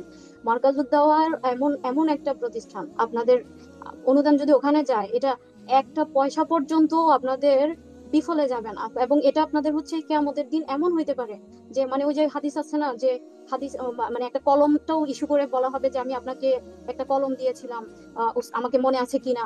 হ্যাঁ, এরকম আপনার নাজাতের ওসিলা হবে, এরকম একটা প্রতিষ্ঠানে দেন যাদের আপনার ডান বামে একেবারে পরিপূর্ণরূপে পবিত্রতা রয়েছে, সবকিছুর ক্ষেত্রে পবিত্রতা রয়েছে। তাছাড়া আবার আসুন্নাহ ফাউন্ডেশন তো আছে, এটা তো প্রতিষ্ঠিত, জানেন। তো আপনারা এই ধরনের প্রতিষ্ঠানগুলোতে আপনারা আপনারা অনুদানগুলো দেন, বা তাদেরকে আপনারা আরো সবাই মিলে একটা কাজ করেন। আমার একটু ব্যক্তি পরিচয় হয়েছে, আমার একটু নেম ফেম হয়েছে, আমি আলাদা একটা ফাউন্ডেশন করে ফেলি, এটাই তো ভুল, এটাই তো একটা অহংকার। কেন আমিও গিয়ে ওই প্রতিষ্ঠিত প্রতিষ্ঠানের সাথে সংযুক্ত হইতে পারি না? তো এটাই হলো আমার বার্তা, আমদের প্রতি, বামদের প্রতি, আর সর্বসাধারণের প্রতি। হুম। আমাদেরকে সচেতন হইতে হবে। আল্লাহ আমাদেরকে আচ্ছা, হেফাজত। একটা প্রশ্ন আছে। শেষ প্রশ্ন, এটি হলো খুব গুরুত্বপূর্ণ প্রশ্ন। যখন আপনাকে নিয়ে আবু তো আদনানের নিখোঁজ, আবু তো আদনানকে খুঁজে বের করার জন্য আমরা লাইভ করছিলাম, টক শো করেছিলাম, কথা বলেছিলাম, তখন আপনার কাছে কি এই কোনো আইনজীবীর পক্ষ থেকে বা আমাদের পক্ষ থেকে, আই মিন আইনজীবীর পক্ষ, আমাদের যে আপনি স্কলার বলবেন, কারো পক্ষ থেকে কি আপনার কাছে কোনো টাকা চেয়েছিল, 1 কোটি টাকা চেয়েছিল, যে আবু তো মোহাম্মদ আদনানকে আমরা বের করে দিতে পারলে আপনাকে 1 কোটি টাকা, বা আপনি 1 কোটি টাকা দিলে তাকে বের করে দিব? 5 কোটি টাকা চেয়েছিল, এরকম চেয়েছে সরাসরি এরকম বলে নাই, বলছে 5 কোটি টাকা যদি ম্যানেজ করতে পারেন তাহলে আমরা বের করে দিব, এটাও বলে নাই, বরং জাস্ট ইনফরমেশনটা কালেক্ট করা পসিবল হবে যে সে কোথায় আছে। কে বলেছে এটা? কি আমাদের পক্ষ থেকে? উম, আপনার পক্ষ থেকে এরকম না, মানে একজন ছিল আর কি। আচ্ছা। এটা হয়তো সে একটা প্রসেস ছিল আর কি। সে বুঝে বলছে বলছে যে এই এই প্রসেসে আমি যদি এভাবে এভাবে টাকা খাওয়াই, তাহলে আমরা ইনফরমেশনটা পাবো যে আসলে সে কোথায় আছে। তো সেজন্য কত টাকা লাগবে? 5 কোটি টাকা লাগবে, এরকম আচ্ছা, এটা তো বিষয়টাই। আমাদের কোনো, আমি আমাদের ফেসবুকের পক্ষ থেকে তো এরকম কোনো কেউ কিছু বলেনি। আ- আপনি ফেস দ্য পিপল মানে হচ্ছে, আমি বুঝি আপনাকে হুম। আপনার সাথে রিলেটেড। আচ্ছা, ঠিক আছে। না, কারণ এরকম একটা কথা উঠেছিল, তো আদনান বলেছিল যে তাকে বের করে দেওয়ার শর্তে টাকা চেয়েছিল, জাতীয় কিছু একটা। যাই হোক, আহ, এখন আর তেমন কোনো প্রশ্ন আমার কাছে নেই। আমি সর্বশেষে একটা কথা বলতে চাই, প্রিয় দর্শক, আপনাদের উদ্দেশ্যে। আহ, আমাদের কাছে, বিশেষ করে আমি, আলেমদের নিয়ে, আলেম সমাজ নিয়ে বহু অনুষ্ঠান করেছি। যখন বাংলাদেশের আলেম সমাজ নিয়ে কথা বলবার সাহস কেউ পেত না, তখন আমি কথা বলেছি। আলেম সমাজের বিভিন্ন ধরনের সমস্যা নিয়ে, খুব ভয়াবহ সমস্যা নিয়েও কথা বলেছে। মানে এগুলি নিয়ে আর বেশি বলতে চাই না। যে কারণে কোনো ধরনের সংকট হলেই বা সমস্যা হলেই আমার কাছে আসেন বিভিন্নভাবে এই সম্পর্কিত লোকজন। আমি কখনোই কিন্তু পারিবারিক কোনো বিষয় নিয়ে কোনো শো করি, কখনোই না। কারো পরিবার, কারণ এই ধরনের এই ঘটনা, সিমিলার ঘটনার অনেক ঘরে হয়েছে, অনেক সংসারে, কার সংসারে হয়েছে আর আমি বেশি প্রকাশ করতে চাই না। অনেকের সংসার হয়, তাদের সেই সংসার থেকে কোনো না কোনো উপায়ে আমার কাছে পর্যন্ত এসে অনেকে বলার চেষ্টা করেছে যে অমুক এটা করেছে, তমুক এটা করেছে, একটু দয়া করে আমাদের সাহায্য করেন, অমুক করছে। তো এই ঘটনাগুলি হচ্ছে অনেক ঘরে, কিন্তু সংসারে আমাদের মা বোনেরা যারা স্ত্রী হিসেবে আছেন, বিভিন্ন ঘরে তারা কিন্তু কোনো না কোনো অত্যাচারের শিকার হচ্ছেন। একদম খুব বেশি উড়িয়ে দেওয়ার মতো নয়, কখনো কখনো কারোটা সামনে আসে, কখনো কখনো কারোটা আসে না। সুতরাং যারা অত্যাচারিত হচ্ছে, আমরা পুরুষরা তো একদম আহ, খুব শুদ্ধ জীবন ব্যবস্থা আমাদের, এটা শতভাগ বলার কোনো সুযোগ নেই, আমাদের ভুল হতে পারে। তবে এই ভুলের কারণে কোনো নারী এরকম ভাবে নির্যাতিত হোক, এটা আমি ব্যক্তিগতভাবে চাই না, কোনোভাবেই চাই না। নারীরা আহ, ধর্মীয় দৃষ্টিভঙ্গির আলোকে অনেক কিছুই হতে পারে, বা অনেক কিছু বলার সুযোগ আছে, কিন্তু নির্যাতন কোনো দৃষ্টিভঙ্গিতেই এলাও করবার মতো নয়, কোনোভাবেই নয়। আমরা শেষের দিকে আমি এই আহ্বান করে আজকে শেষ আমাকে করছি। নিয়ে আরেকটা অভিযোগ আছে, এই বিষয়টা একটু ক্লিয়ার না করলেই না। আমাকে নিয়ে একটা অভিযোগ আছে, সেটা হুম, হচ্ছে যে বলা হচ্ছে আমাকে প্রশ্নবিদ্ধ করা হচ্ছে আমার আমার চলাফেরা নিয়ে। আমি তো হুম, বললাম যে আমি কেমন একটা ফ্যামিলি থেকে বিলং করি। আমি তো আমার যখন দিনের বুঝ ছিল না এমন একটা ফ্যামিলিতে থাকা সত্ত্বেও, তখনও তো আমি কখনো এরকম দোকানে দোকানে হাসাহাসি করা, বিশেষ করে একজন ওসামা নামে বক্তা আছে, সে আমার উপর ব্যাপারে অপবাদ দিয়েছে। আচ্ছা, আমার প্রশ্ন, তাদের কি ভয় নাই? সে দেখেছে হুম, কোনোদিনও আমাকে? সে যে বলে মিরপুরে সবাই জানে, সে মিরপুর সবাইকে বলতে পারবে, আসুক ইনভেস্টিগেট করুক, আমি তাদেরকে সাদরে আহ্বান জানাইলাম। আমার লাইফের পিছনের সব পিছনের জীবনযাত্রা এগুলো তুলে এনে আমার বর্তমানের সাথে কি তার তুলনা হইতে পারে? আর তারপরে এই এই যে কি যে অপবাদগুলো ওসামা বক্তা নামে যে লোকটা এই লোকটা দিয়েছে, এই লোকটা কি কসম করে অ্যাটলিস্ট কসম করে বলতে পারবে যে আমি ওই ওই রকম লাইফ লিড করি? আরেকটা বিষয়, এই আদনান সাহেবের পরিচিত একটা লোক, সেও, লোক বলতে একদম ছোট, অল্প এজের, আমার ছোট ভাইয়ের মতো, তারাও এই ধরনের অভিযোগ, মানে ব্যক্তি কেন্দ্রিক অভিযোগগুলো আনতেছে আমার উপরে, যে আমার ক্যারেক্টারলেস ইত্যাদি এগুলো বলতে চাচ্ছে। প্রশ্নই আসে না। তো এটাকে কেন্দ্র করে তারা অভিযোগগুলো আনতেছে, বলতেছে আমার চলাফেরা নিয়ে। আমি অলওয়েজ কারে যখন আমার আমি তো অলওয়েজ বলতে মানে আমার বিয়ের পরবর্তী জীবন, তারা আমাকে যখন দেখতেছে, আমি তো কারে যাতায়াত করি, আমি তো সাধারণ মানুষের সাথে চলিও না, মিশিও না, কথাও বলি না, প্রশ্ন সেটার আমার প্রয়োজনও হয় না। আমি অলওয়েজ, আমার হাজবেন্ড আমার সাথে থাকে যখন আমরা কোথাও গিয়েছি। বিশেষ করে ধরেন কখনো কক্সবাজার গিয়েছি, আমরা রাতে 2টা বাজে গিয়েছি, 3টা বাজে গিয়েছি। যেই লোকটা অভিযোগ এনেছে, এই লোকটাকে আদনান সাহেব পেছনে বসাতো নিরাপত্তার উদ্দেশ্যে। তো আমি যখন কারে আছি তখন আমার হাত মোজা পা মোজার প্রশ্নই আসে না, কি দরকার, এবং রাতে 3টা বাজে। এবং আমরা এরকম নির্জন সময়গুলোকেই বেছে নিতাম। ওই সময় যদি আমি আমার হাজবেন্ডের সাথে চোখ সাজিয়ে বের হই, আর তাদেরকে যদি আমি একটু সুযোগ দেই, বা আমার হাজবেন্ড নিরাপত্তার জন্য পিছনে বসাইছে, আমরা কোনো বিষয়ে এনজয় করতেছি বা প্রসঙ্গত হেসে ফেলছি, সেটাকে যদি তারা ইস্যু করতে চায় যে মানুষের সামনে হাসি, এটা কখনোই প্রাসঙ্গিক না, এবং এটা কখনোই ইনসাফও না, যৌক্তিকও না, অযৌক্তিক সম্পূর্ণ একটা বিষয়, যেটা দ্বারা আমার পবিত্রতাকে, আমার ব্যক্তিসত্তাকে তারা কলুষিত করে, মানে তাদের সব অন্যায়গুলো ঢেকে ফেলা হচ্ছে, তাদের সব অন্যায়গুলো ঢেকে ফেলার চেষ্টা করা হচ্ছে। তো এগুলোর না কোনো চান্স নেই, তারা না বলুক, আমাকে আমার ব্যক্তিসত্তার কলুষিত করার জায়গায় প্রথমে প্রশ্নবিদ্ধ হবে তাহলে তাদের উস্তাদ। সে নিজে ছিল আমার সাথে, যখন আমি চোখ সাজালাম কিংবা আমার হাত মোজা নাই, রাতের 3টা বাজে, আমি আমার হাজবেন্ড সব আমরা সবসময় এমন নির্জন জায়গাতেই থাকতাম বা থাকি যখন কোথাও গিয়েছি। আর এখানে আমার হাজবেন্ড অলওয়েজ আমার সাথে। আমি তো কারোর সাথে চলিও না, আমার ইভেন আমার আপনজন ভাই বোন এদের সাথে আমার প্রয়োজনের বেশি কথা হয় না। আমার এই জীবনে একটা মানুষ ছিল, একটা মানুষের সাথেই কথা বলছি, একটা মানুষের সাথেই সব হয়েছে, একটা মানুষের সাথেই আমার চলাফেরা, কথাবার্তা, রাগ, কষ্ট, ভালোবাসা সব তার সাথেই ছিল, এটা সেও জানে। আমি এত বেশি একা, সে জানে, লাইফ লিড করেছি। তো এই যে আমি আমার ব্যক্তিসত্তার উপরে এই অভিযোগগুলো আনা হয়, এই বিষয়টা আমার একটু বলা জরুরি ছিল। তারা যে অভিযোগগুলো আনে, আরেকটা বিষয় বলে যে হাই হিলের বিষয়।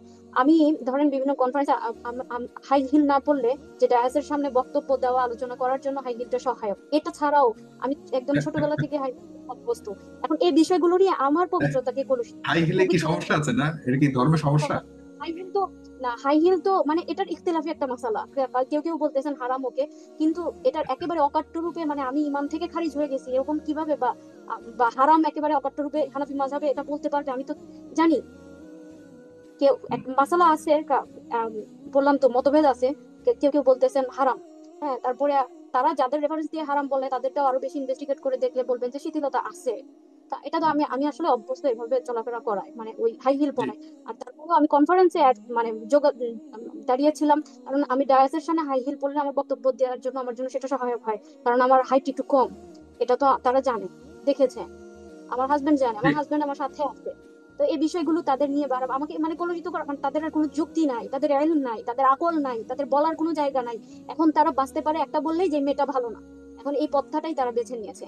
তারা বলতেছে আমি নাকি আমার মৃত বাবার কথা বলি।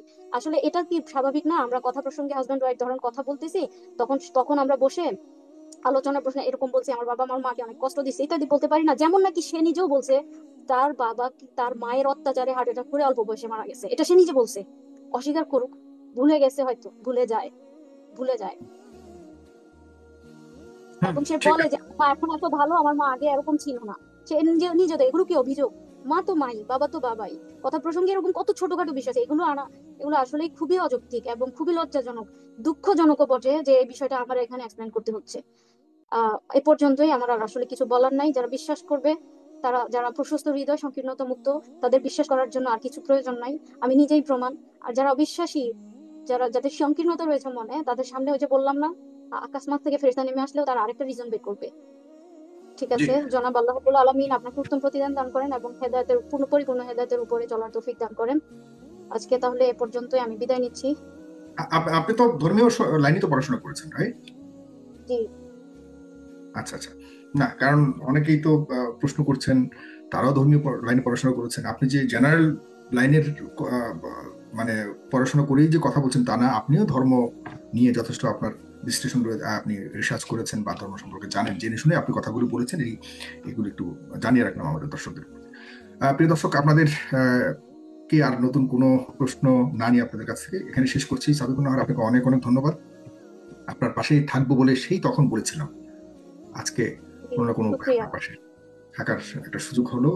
আপনি ভালো থাকুন, আপনি একা নন। যদি আপনি সঠিক পথে থাকেন, অবশ্যই আপনার পাশে আল্লাহ থাকবেন। এটাই হলো বেশক। আল্লাহর একমাত্র, আল্লাহকে পাওয়ার বা আল্লাহকে অনুভব করবার একমাত্র উপায় হলো যে আপনি যখন বিপদে পড়বেন তখন আল্লাহ আপনার পাশে কোনো না কোনো ভাবে থাকবেন।